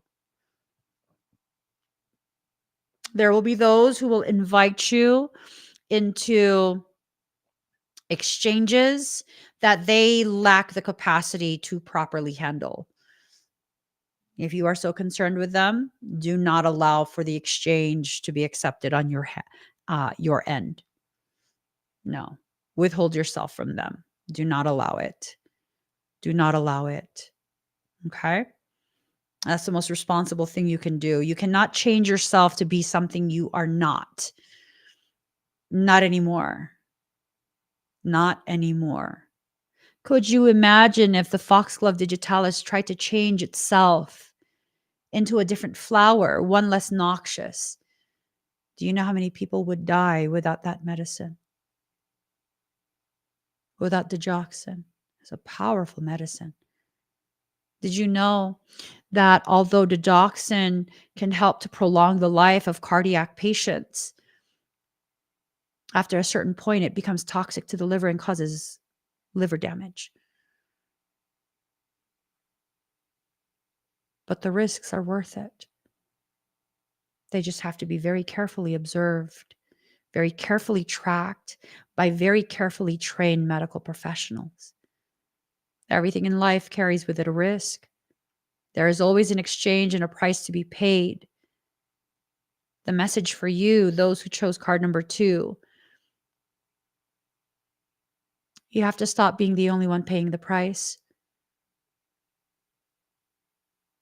You have to stop giving yourself away for free to those who are so spiritually, emotionally, mentally bankrupt that they had no business handling you in the first place. It's time for you to step into your proper place, your proper role. It's time. It's time. You can no longer play small, because in your playing small, you are erroneously convincing people they can handle you when you know damn well they can't. You know damn well they can't. And that's on you. It is on you when you convince people who you know cannot handle you and have never been able to handle you, when you go out of your way to try and convince them that they can. That's why I no longer play this timid role. I used to. I used to. I used to speak in hushed tones. I used to try and be just excessively nice. And then I realized that was a lie. Hiding my strength is the equivalent of lying. Because it was at that point in my life that many people thought, these malignant ass motherfuckers, they all thought they could handle me, only to find out they couldn't. And that's my bad. That's on me. Why? Well, because I played a role that wasn't actually indicative of the reality of my potency. I let them think I'm much smaller and more benign than I actually am.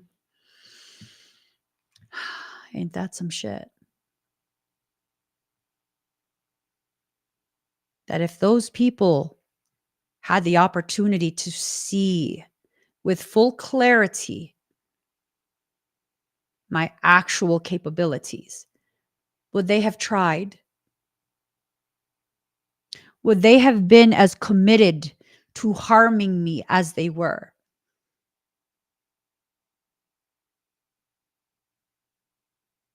I doubt it. I doubt it. I doubt it because these days,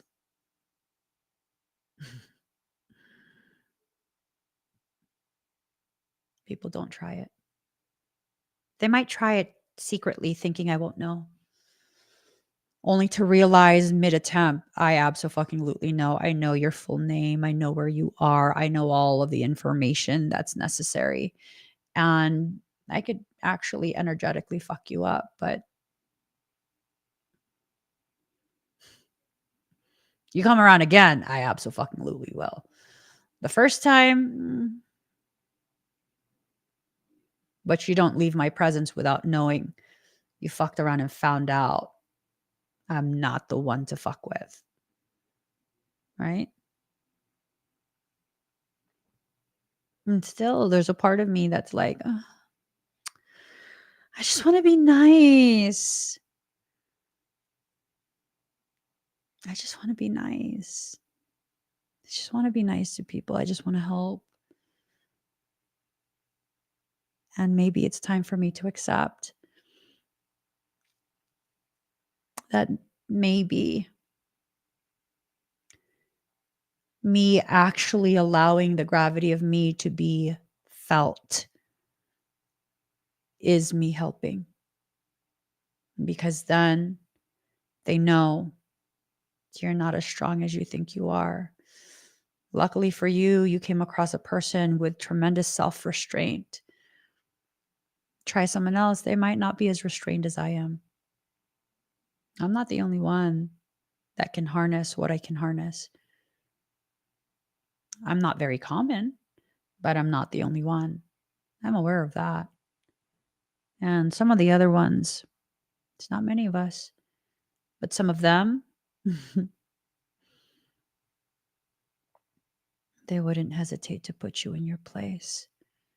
No sedation and no grace. Just put you in your place. So maybe that in itself is a massive act of compassion. Just letting you know you shouldn't try this again, right? That they should not try you again. Instead of playing small and letting them think they got away with it.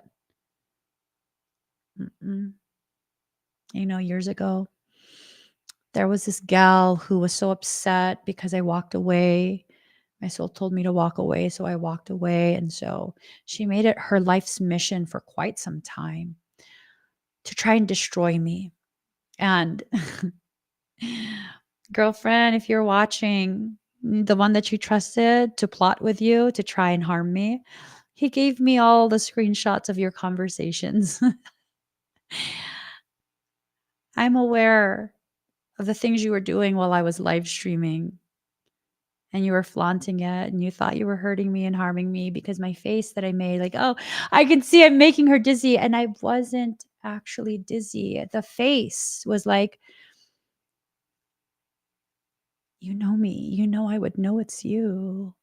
Why? Why would you try? That was what that face meant. Yeah. Yeah, see, the funny thing is the person that you picked to try and pair up with because you thought he was so powerful. And remember that one time where you were like, "Hey, I mean, yeah, can we do energy work on you? We're just gonna like fix your chakras and stuff." And you thought what you were gonna do was you were gonna watch my field to make sure that the person you brought into your fuckery program, uh, that you would let them know when I was gearing up to attack. And what ended up happening? Let me remind you. I let them fully access my field. I let them fully see. And they realized how far fucking outrank they were and that they could never actually touch any part of me.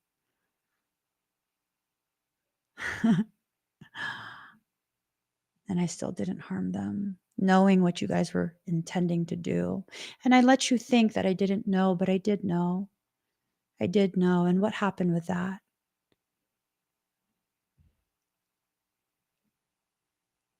What happened with that? Not a goddamn thing happened with that. Not a goddamn thing happened with that. Why? Because there are people who exist who are like me, who don't need to retaliate just to show you how fucking weak you are in comparison. So stop comparing yourself, right? Right? Although I've never retaliated, I haven't forgotten what you did. You crossed my path again. You tried that fucked off shit with me again.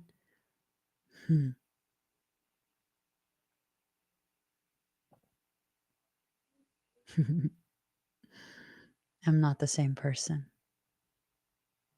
Not anymore. Thanks to people like you, I'm not the same person anymore. Rightfully so. Rightfully so. And now, people like you begin to learn slowly how much of my power I actually hid. And I still hide quite a bit of it because I feel like it's unnecessary. Who knows? Maybe one day you can convince me it's absolutely necessary for me to flex on your fucking bitch ass. Maybe one day I will, maybe one day I won't. Who knows? Who knows? But now, these days, I give myself full permission to be exactly what I need to be, to neutralize whatever needs to be neutralized. Those of you who pick card number 2, you're being told directly by soul. Some motherfuckers are trying you. What are you going to do about this? You're going to let it keep happening? You're going to embolden them by not correcting the behavior. At the very least, calling it out. At the very least, it needs to be called out. Because when you don't, when you try and pretend like nothing's happening, knowing damn well something is happening, again, you embolden the predatory nature of people like that. You embolden it. For several years, I didn't say anything about a stalker. I let them continue, just completely ignored. And they became so emboldened by my silence that they felt comfortable threatening to murder me, threatening to murder my children, my niece, my siblings, people in the community. And then I finally had enough. And I one day was like, I leg press over 500 pounds per press. I lift anywhere between 60,000 to well over 100,000 pounds 6 days a week. I work out a lot. I'm strong as fuck. I can choke the fucking shit out of you because your girl knows how to fight. People look at me and they don't know this. That's good. I don't want you to know. I know how to fight. Oh, and wouldn't you believe as soon as they heard that? She's threatening me. Oh my God. Am I? Or am I just clearly communicating the reality of what will happen if you ever show up at my door? What will happen? I will defend myself with force, the appropriate level of force. I won't feel bad. I will defend myself. I will defend my family. And people, they don't know my husband. He never comes on the live streams. It's rare that you even hear his voice. This man is fucking beastie as fuck. He a big guy. People think whatever they're going to think. My husband's a big ass guy. You think I'm strong? He can fucking outlift me any day. Any day. Suddenly, the aggressor is now being bullied. He's being bullied. He's not safe. He's not safe. People need to know how strong you are. They need to know there will be consequences. There will be very real, very tangible consequences. You want to fuck around and find out? You fuck around and you find out. Is that a threat? No, that's a declaration of the potentiality that is awaiting you if you ever choose to come to my door and threaten me in person. That is the reality. That is the reality. My father didn't raise a damsel. My father did not raise no damsel. I'll tell you that much right now.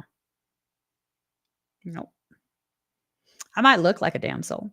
I might look like a damsel, but I'm not. I'm not. It's been a very long time since I have had my survival instincts be triggered. And months ago, I was with my brother who is a body worker, and he was trying to release my pectoral muscle. It was causing tremendous pain in my shoulder. And so I was on a massage table, and he's a very strong guy too. And he just absolutely rammed his thumb under my pectoral, and he was trying to break up the adhesion. And it was very painful, which he's aware. He wasn't trying to be funny. He wasn't trying to hurt me. That's part of the body work that he does. He specializes in this. This is his specialty. This is his career. He has celebrity clients. He's so fucking good at what he does. And he was doing it for me. And I was aware of what he was doing. Yet when that pain did not cease, that triggered my survival instinct. There's one thing that I've been programmed to do, and it's survive every single fucking circumstance life brings my way. So what happened? I asked him to stop. He didn't stop. He goes, hold on, hold on. At which point I did not try and push his hand away. I did the opposite. I did the opposite. I wasn't even thinking anymore. I just wasn't. You know how that played out? I held his wrist to me so he couldn't get away. I'm bendy as fuck. So what did I do? I brought my legs over. I shoved one in his armpit, the other on top to lock it in. He can't have that arm back. Luckily, he got my attention because it was every single bit of me intending to rip that arm out of the shoulder joint. It did not matter to me. It did not register me that he was tapping out. It didn't. None of that registered. None of that registered.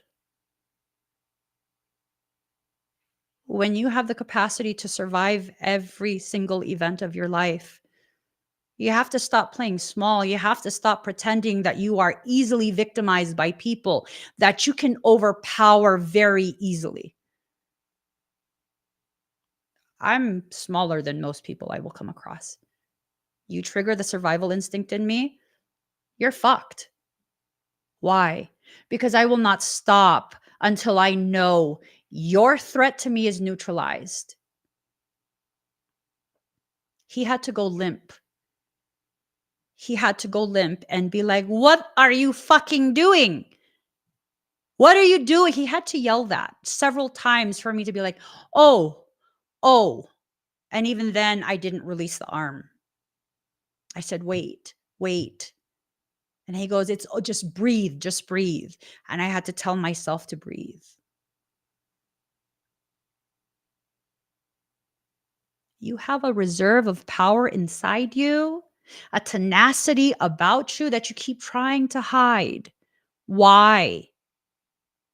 Because your environment does not give you permission to exist as a powerful person that you are. You know what I say about that? Fuck that shit. Someone is preparing to mess with you. You gonna let this happen? It doesn't make you a good person.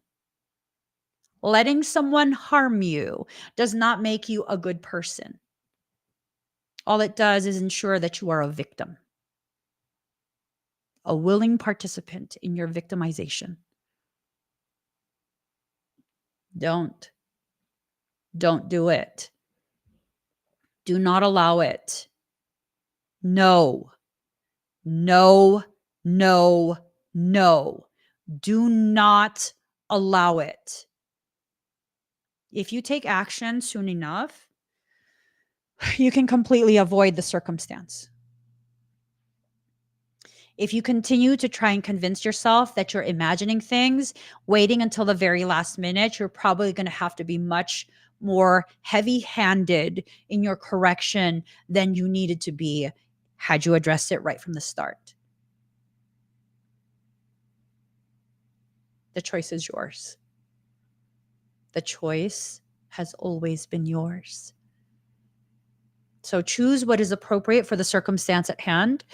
Even if you don't have proof that someone is going to do something, you can feel it. Don't just keep standing there waiting for confirmation. By the time you get the confirmation that someone is trying things on you, it's too late. You're now going to have to take defensive measures. If you are proactive, you sense something, it doesn't make sense, but you sense something and you trust yourself, you can simply remove yourself from that environment. You won't have to suffer the consequences, and they won't have to suffer the effects of you neutralizing their attempts. That's the most compassionate way this can play out. Simply removing yourself, not being accessible. That is a very compassionate way, because then they know you know.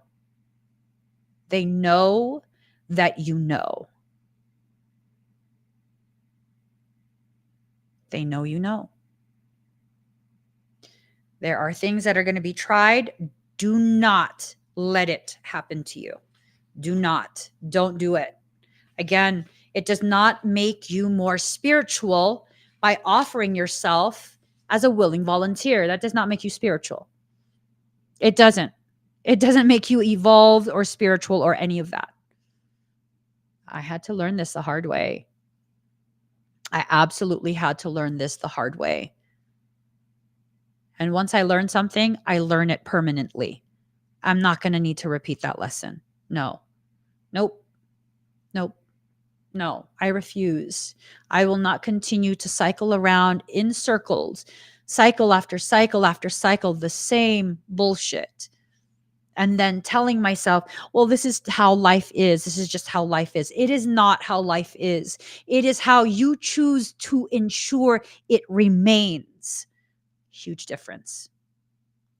Huge difference. Take your power back. Take control of your life. Don't allow the bullshit to continue. Okay. So now, people who chose number 3, This is the final card. Card number 16, Cancer, I feel. Your feelings are your God. The soul is your temple. Rely upon the wisdom of what you feel right now. This means you don't necessarily have proof, but you can feel it. There is something happening and you can feel it. Cancers have a depth of feeling not easily seen, as if in the deepest parts of the ocean, fathoms below the surface. But where there is great power, cancers are reclusive and they tend to hide their feelings and have alternating moods. They are emotionally vulnerable and are easily wounded.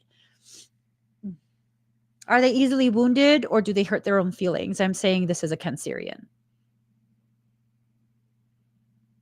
I mean, cancers have that crabby shell, don't they? They do. They have that crabby shell. So are they easily wounded or do they hurt their own feelings? Because of the fact that they have the shell, that exoskeleton, that armor, and then they allow themselves to stay in the same situation much longer than they should. So are they easily wounded or do they hurt themselves? Right?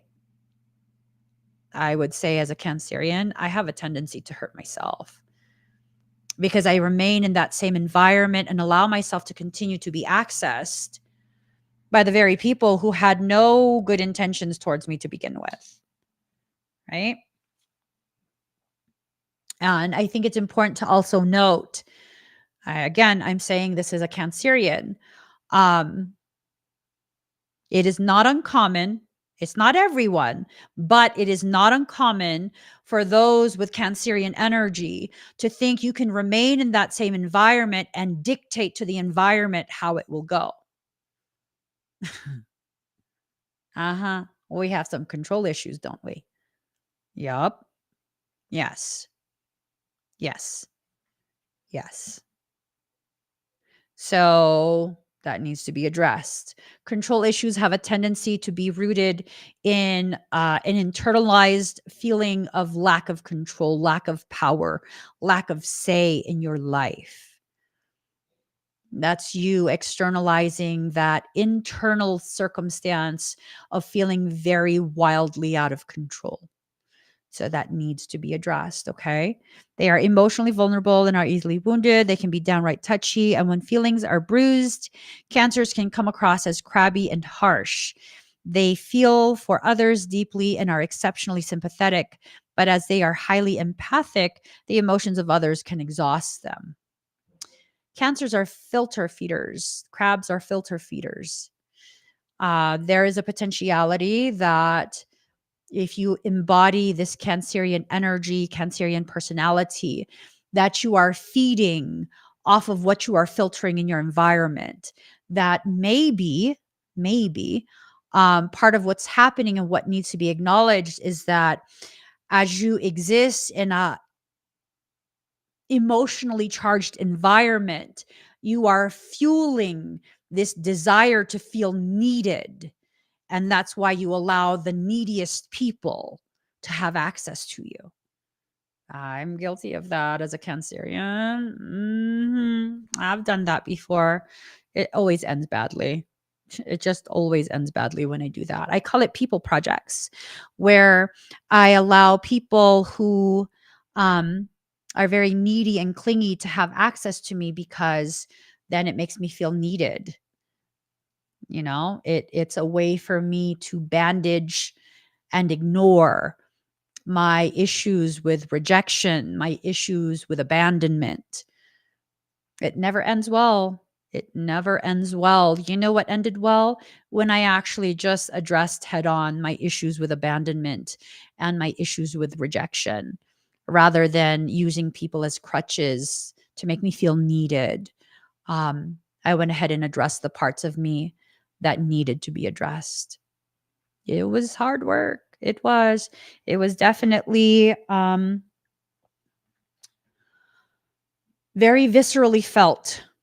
It was very viscerally felt, but I was worth the process. My healing and my stabilization was worth the process, the effort that I had to put into actually completing that. Cancers are resilient, endure much, and can overcome just about anything, which seems peculiar because they are so sensitive. Cancer is a sign of the mother, and those who are ruled by Cancer tend to be overprotective of their offspring, which means they also like to control and take over. This is a huge, huge issue that will cause you to become accessible by the people who are very toxic for you. They are very, very toxic for you. If you don't get in control of that, those people, those types of people will exploit this about you.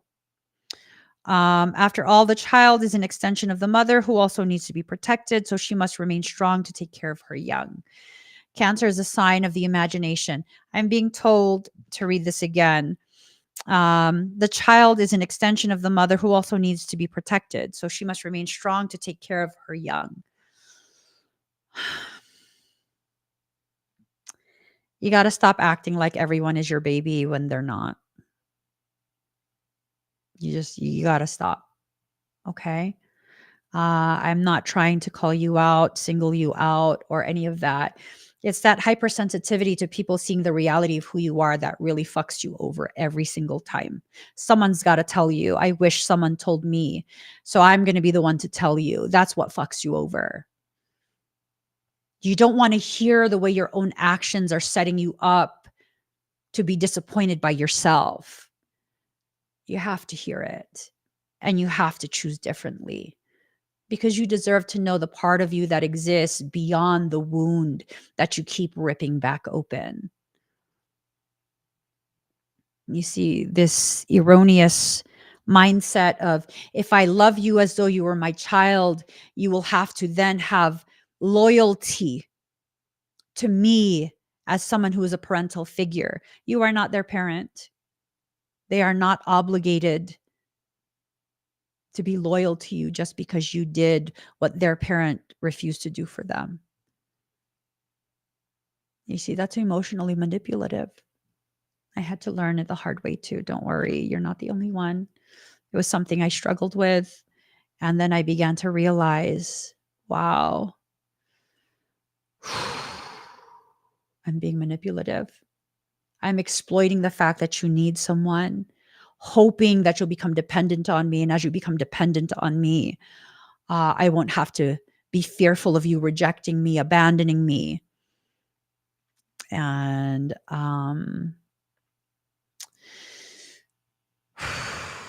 man, that was quite possibly the root of a lot of the really fucked up shit that people experienced with me. I take ownership. I take absolute ownership. I volunteered myself to experience that with people who had malignant intentions, because I thought that if I allowed it, to some degree, I had this assumption that if I allow this, you then are now obligated to be with me always. And I won't have to have this fear of rejection and abandonment. Never ends good. It just never ends good. Do yourself a favor.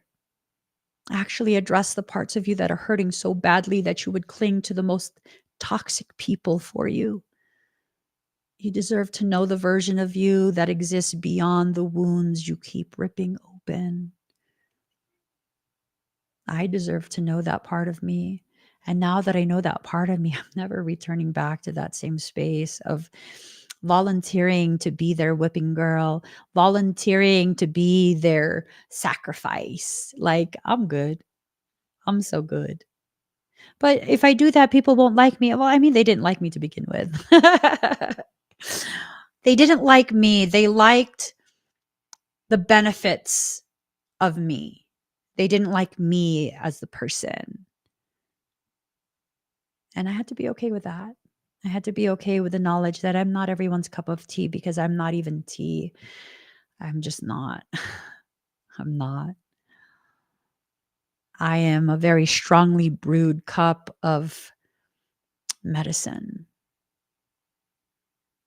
I am a healing salve that burns a little as you place it on the wound. I wasn't designed to be a bandage. I was designed to draw the infection out of you and have that infection exist separate from you. And I had to go through everything I went through in order to realize and accept I've always been this courageous. I just never gave myself permission to acknowledge my courage. I'm a ballsy little motherfucker, I swear to God.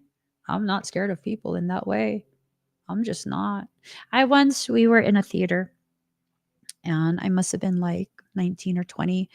And this guy leans over and he's like, "You got to move over." What? He must have been like 6.5 feet tall. I must have been just to his belly button. But let me mouth the fuck off because you're not going to tell me I've been sitting here for an hour waiting for this fucking movie to start. You show up 5 minutes before the movie starts and you telling me I need to give my seat up to you? I don't fucking think so, sir. I don't fucking think so. At which point he changed his whole tone. All I had to say was, "What?" Mhm. Mhm. Yup, damn right. Okay, East Bay. What's up? Mm-mm. You're not gonna address me like that. Not when I'm sitting here minding my own business. Hey, I don't give a damn if you're on your date. You should have got here earlier, just like I did, because I'm on a date too. Like, no. And you best believe he changed his tone. Like, "I'm sorry. Do you mind scooting over one seat so that me and my date could sit here?" "Oh, sure. No problem. No problem. Thank you for adjusting your tone because you ain't going to talk to me however the fuck you want." When I say I'm a ballsy ass little motherfucker, I'm ballsy. Why? Because I know my ass ain't bluffing.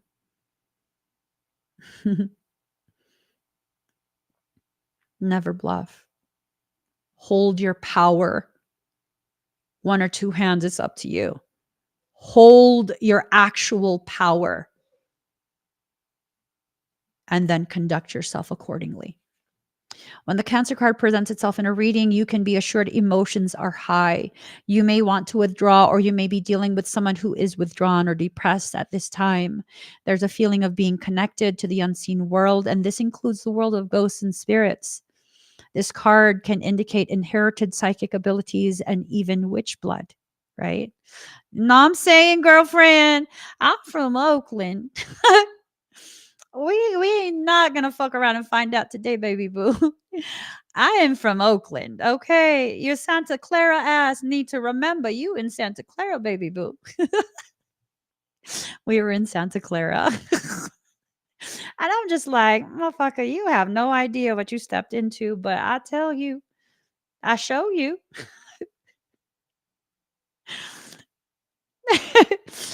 Hey, people know. They know energy and energy don't lie. They know when you bluffing and when you're not. They know. They just know. Right? And the fact that someone my size, I must have been like 110 pounds, was like, "What?" No, we not playing here. All right. This card can indicate inherited psychic abilities and even witch blood. There's a typhoon of power behind your strong feelings. You can feel your personal power rising to the surface. Quit playing around with yourself. Quit trying to convince yourself that you can't handle the things you're already handling. You've been handling it. This is not the first time someone been mean to you. Please. Please. I went through several bouts of cyberbullying. Like, how cute. You think you're going to cyberbully me? Do you not know who my father is? I was raised by a narcissist. I mean, shit. If that didn't prepare me for public figure work, I don't know what the fuck did, but you're not intimidating me. Because if I ain't even afraid of my own father, bitch, I'm definitely not afraid of you. Oh, wow. You said I was fat. Well, yeah, no, I'm fluffy. I don't care. I don't care. I don't care what your opinion is. Oh, you don't think I'm cute? Okay, well, I don't either. Who gives a fuck? You let people have too much say over the way you see yourself. You let far too many people have too much say over the way you see yourself. Far too many people. If someone's going to tell you like you don't look good, okay, but they stay looking, aren't they? So clearly you look something, something. Clearly, clearly. Well, just because they're in denial don't mean shit. It don't mean shit. And it's not even about being confident. It's about being realistic. If someone doesn't like you so much, why they keep looking? Because clearly they do like you. They just don't know how to deal with their big feelings because their childish ass self never learned how to properly communicate their attraction to someone else. That's not your problem. But you're making it your problem so long as you allow them to continue to make it your problem. Right? Right? Sometimes you just got to be verbally confrontational and call shit out as it is. Sometimes, not all the time. Sometimes the most powerful thing you can do is just ignore them because they're inconsequential to you. They are absolutely inconsequential to you, your journey, your self worth, all of that. You know how many people tried to convince me some really fucked off shit about myself? You know how many people? Boo, I'm cute. Stop. Mhm. You don't think I'm cute? Well, that's fine. I mean, not everyone has good taste, right? You wanna act like a clown? Okay, well, Imma tell jokes, like, we could both be clowns. We could both be clowns, but I tell you, even when I'm clowning around, you're not gonna convince me I'm worth less than what I actually am. N no. No, absolutely not. Absolutely not. I hope you think this too. I hope you get to a point where you 100% believe this about yourself. I will never again see myself as anything less than a person who you will never forget. The moment you are able to understand the gravity of me, even to the most superficial degree, you will never again will you forget a person like me. No, you will never again. Whether that's a good thing or a bad thing is irrelevant to me. That is irrelevant to me. You will never forget crossing paths with a woman like me. It's my hope that it's a good thing where you're like, oh my God, I've never met someone as kind and as compassionate and as empowering. Like, oh, that would be lovely. But even if it's not that, even if it's like, damn, I never met a bigger bitch. Abso-fucking-lutely. Tread lightly around me. Know your fucking place. Tread lightly. And don't ever forget it. Both works. Because the people who think that, right? Who will never forget that you are the biggest fucking bitch ever. Those are people who wanted to tussle with you. They thought it was going to be easy. And then they realize, oh, it's not. Don't make it easy. Don't make it easy. Do not make it easy because you are not easy. Okay. There is sensitivity and emotional closeness indicated. If your question is about love, it may be a secret or involve bonded souls. This card can also mean that family or domestic issues need to be addressed. A mother or a maternal figure is also indicated by this card. Women may figure prominently, women's issues and how women get along, all of that. All of that. The sign of Cancer is known for good memory and for the ability to hold on the longest, either positively or negatively. So, although it will be hard to overlook any slights, at this time, forgiveness is the best response. I have very specific beliefs about forgiveness. I don't believe in it. What does that mean? It means exactly what I said. I don't believe in forgiveness. So does that mean I believe in holding a grudge? No. I believe in accepting people as they are. And when they are toxic to you, you accept that they are toxic to you, but you don't stop there. You look for the reasoning why your soul allowed that person to have access to you and what you were supposed to learn from that negative access. When you begin to understand that your soul has always used people who are given access to you to trigger certain types of learning, certain types of realizations, you begin to understand your soul has been in control this whole time. That means you are not their victim.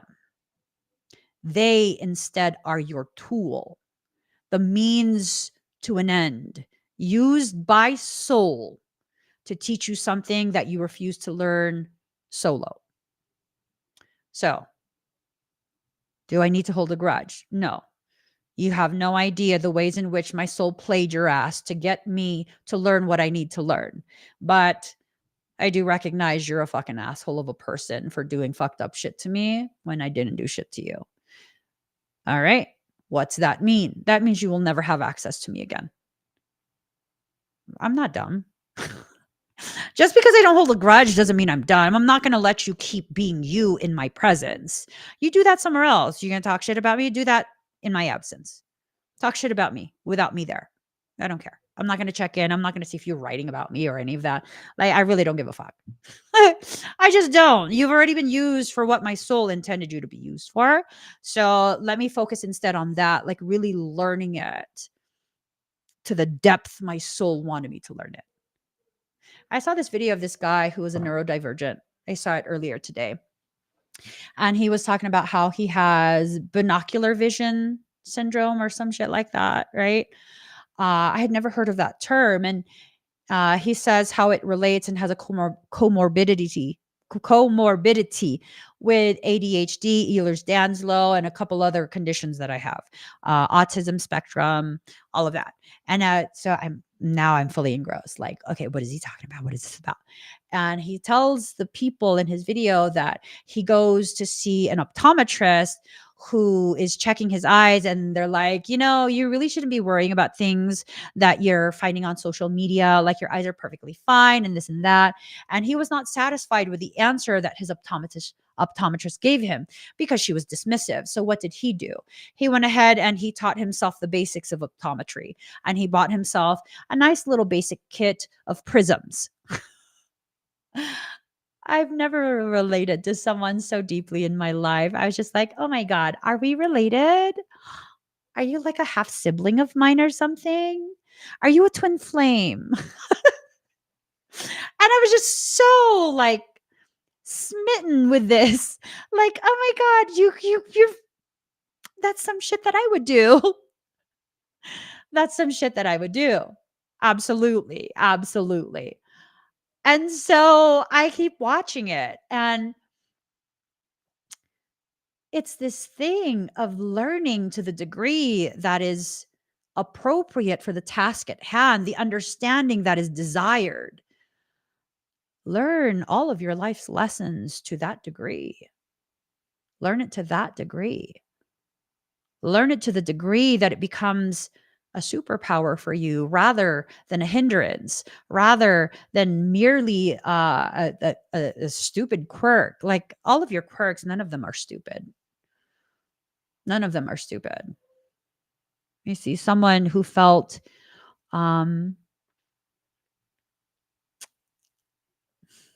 disempowered in comparison to you because your quirks highlight how fucking capable you are, how much of a superpower you are. And then so they had to go out of their way to convince you that you're far less than what you actually are. Yeah, no, those days are done. Those days are done. They are done. They're done. It's over. That role that you've been playing, it's over. It's time for you to really showcase who you actually are. This goes for cards 1, 2, and 3, everyone across the board. It is time for you to really showcase who you actually are, how capable you are. It's time. There is no other time but that. The time for you to dive deep into this process of getting to know yourself again without any masks on, without any characters being played, really just getting to know yourself and falling in love with yourself again. You haven't loved yourself in a very long time. How do I know this?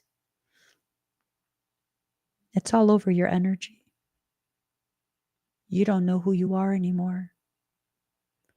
You couldn't possibly claim to love yourself if you don't know who that is. It's all over your energy. So love yourself. Get to know yourself. Reintroduce yourself to yourself. All of these things that you once felt so embarrassed about, start with those. Start with those parts of you. The parts of you that continue to be placed in such a prominent space. How do I know they're being placed in a prominent space? Well, if they weren't, you wouldn't feel so ashamed about it. They're put front and center. Those are the parts of you that are going to war on your behalf. Start with those parts. Start with those parts. If you don't want to be in a war with yourself anymore, start with those parts. Understand that those are the parts of you that understand the depth of your value.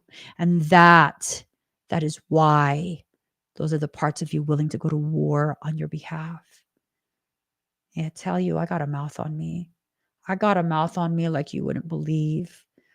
And for the longest time, I never would speak my truth. I never would let people know like you're crossing a boundary. I would smile and bear it.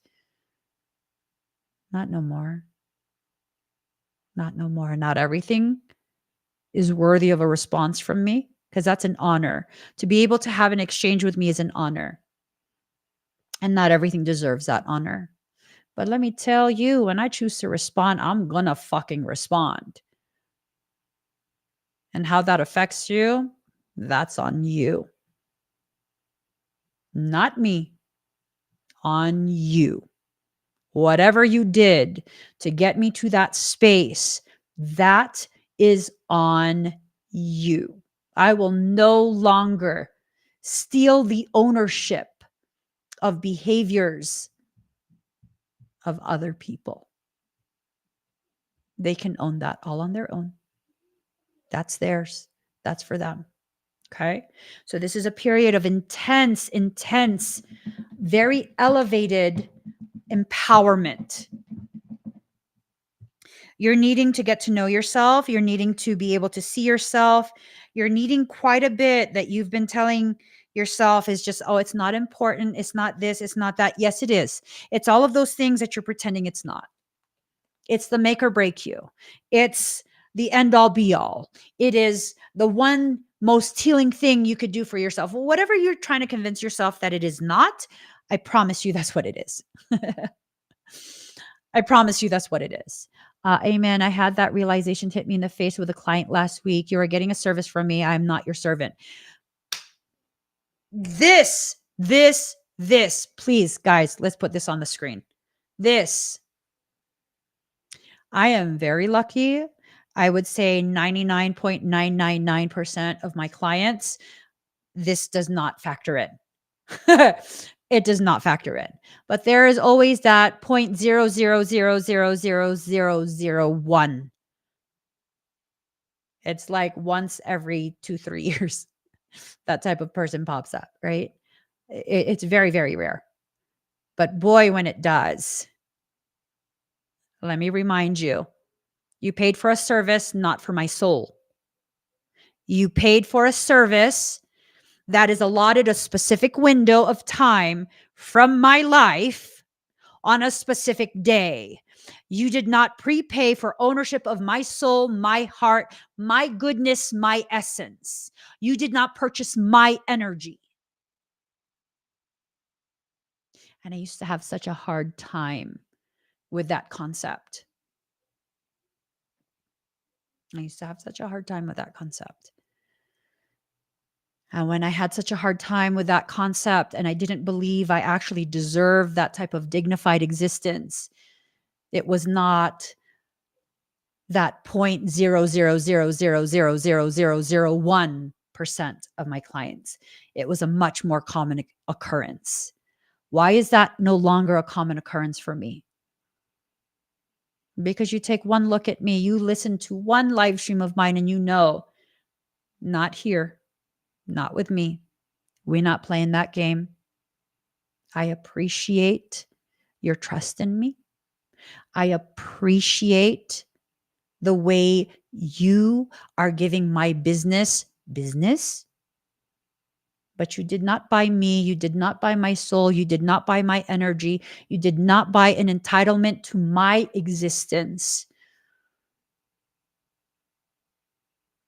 No, please don't force me to have those types of conversations with you.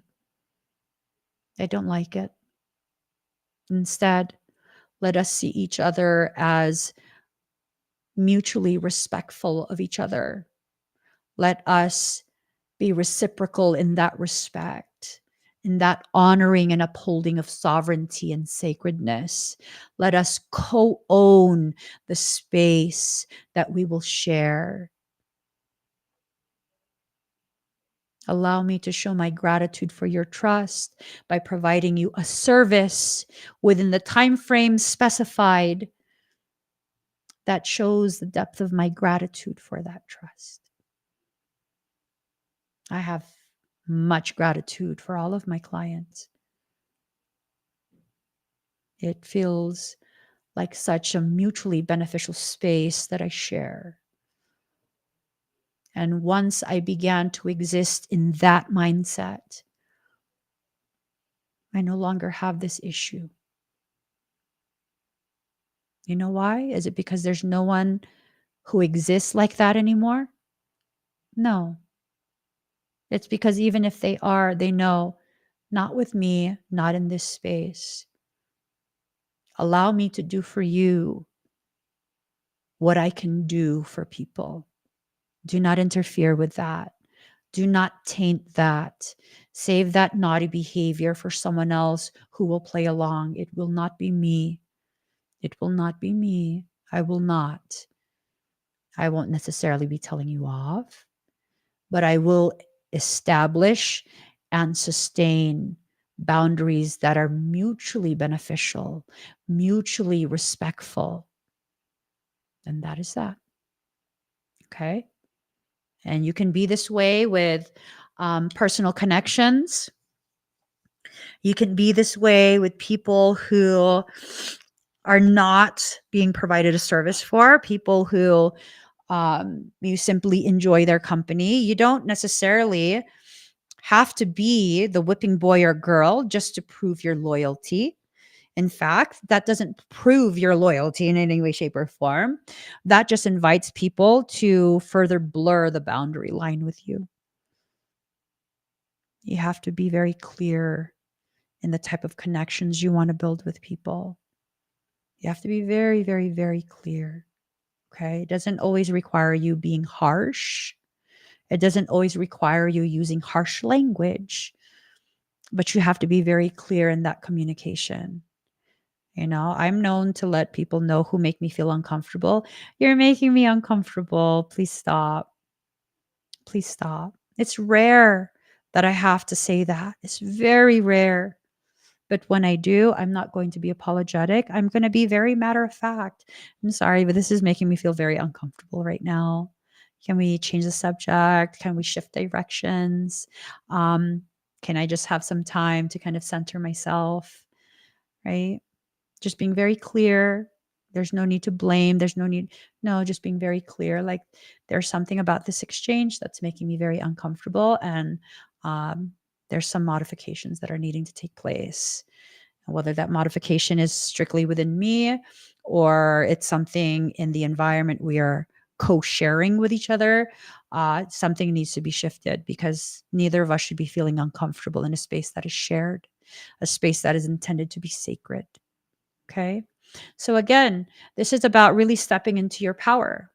And this is about really allowing yourself to understand the type of power you hold over the environment that you are existing in. If you do not control the cultivation of the environment you exist in, you become then a byproduct of the environment that someone else is now controlling. And I refuse to exist as a byproduct of anyone. So I will invite you to co-create with me, or I will request that you leave me alone. But there's not going to be me dominating you or you dominating me. It is either going to be mutually beneficial or it's not going to be at all. And that's the type of standard I hold for every single interaction I have on a private level. I'm just like, no.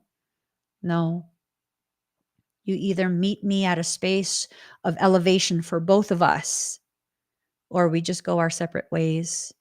It's not like you got to meet me at my level. No, we have to both raise ourselves to a higher degree, a higher standard of sacred co-creation, sacred connection. Both of us rise as high as we possibly can, and then enjoy the outcome of that elevated connectivity. Life is beautiful when you ensure that everything is seen at the most highest degree of sacredness and beauty. Go for it. Do it. Do it. I got to go eat. Please give this video a thumbs up. If you haven't already subscribed, please do subscribe. Turn on that notification bell. If you would like to have a private reading with me, I invite you to click on this QR code or the link in the comments. If you want to see all the other types of sessions that I have available, and I do basic as well as highly advanced morphogenetic work, click on this QR code. This takes you to my entire shop. You can see my crystals, my apothecary, all sorts of just lovely, lovely things. You need some Emmy in your life. You do. You need some Emmy in your life in whatever way you want that, whether it be a crystal, an apothecary item, or a private session. Go check it out. Click on that QR code. I will see you guys again very soon. If you have not found me across all social media, what are you waiting for? What are you waiting for? Find me everywhere. I'm Emmy Evolving everywhere. And find me, follow me, whatever you need to do. Just don't be stalkerish. Don't do that. Be co-creative. Hold space with me. Share space. Share your thoughts. Make it even more sacred with your contribution. That I love and I welcome it. I welcome that. So I hope you guys enjoyed this chat. I know I've been intense. I've been petty. I've also been profound. It's just a grab bag. It's a grab bag. Okay. You like it. I like it. We like it. I'll see you guys again very soon. Bye, everyone.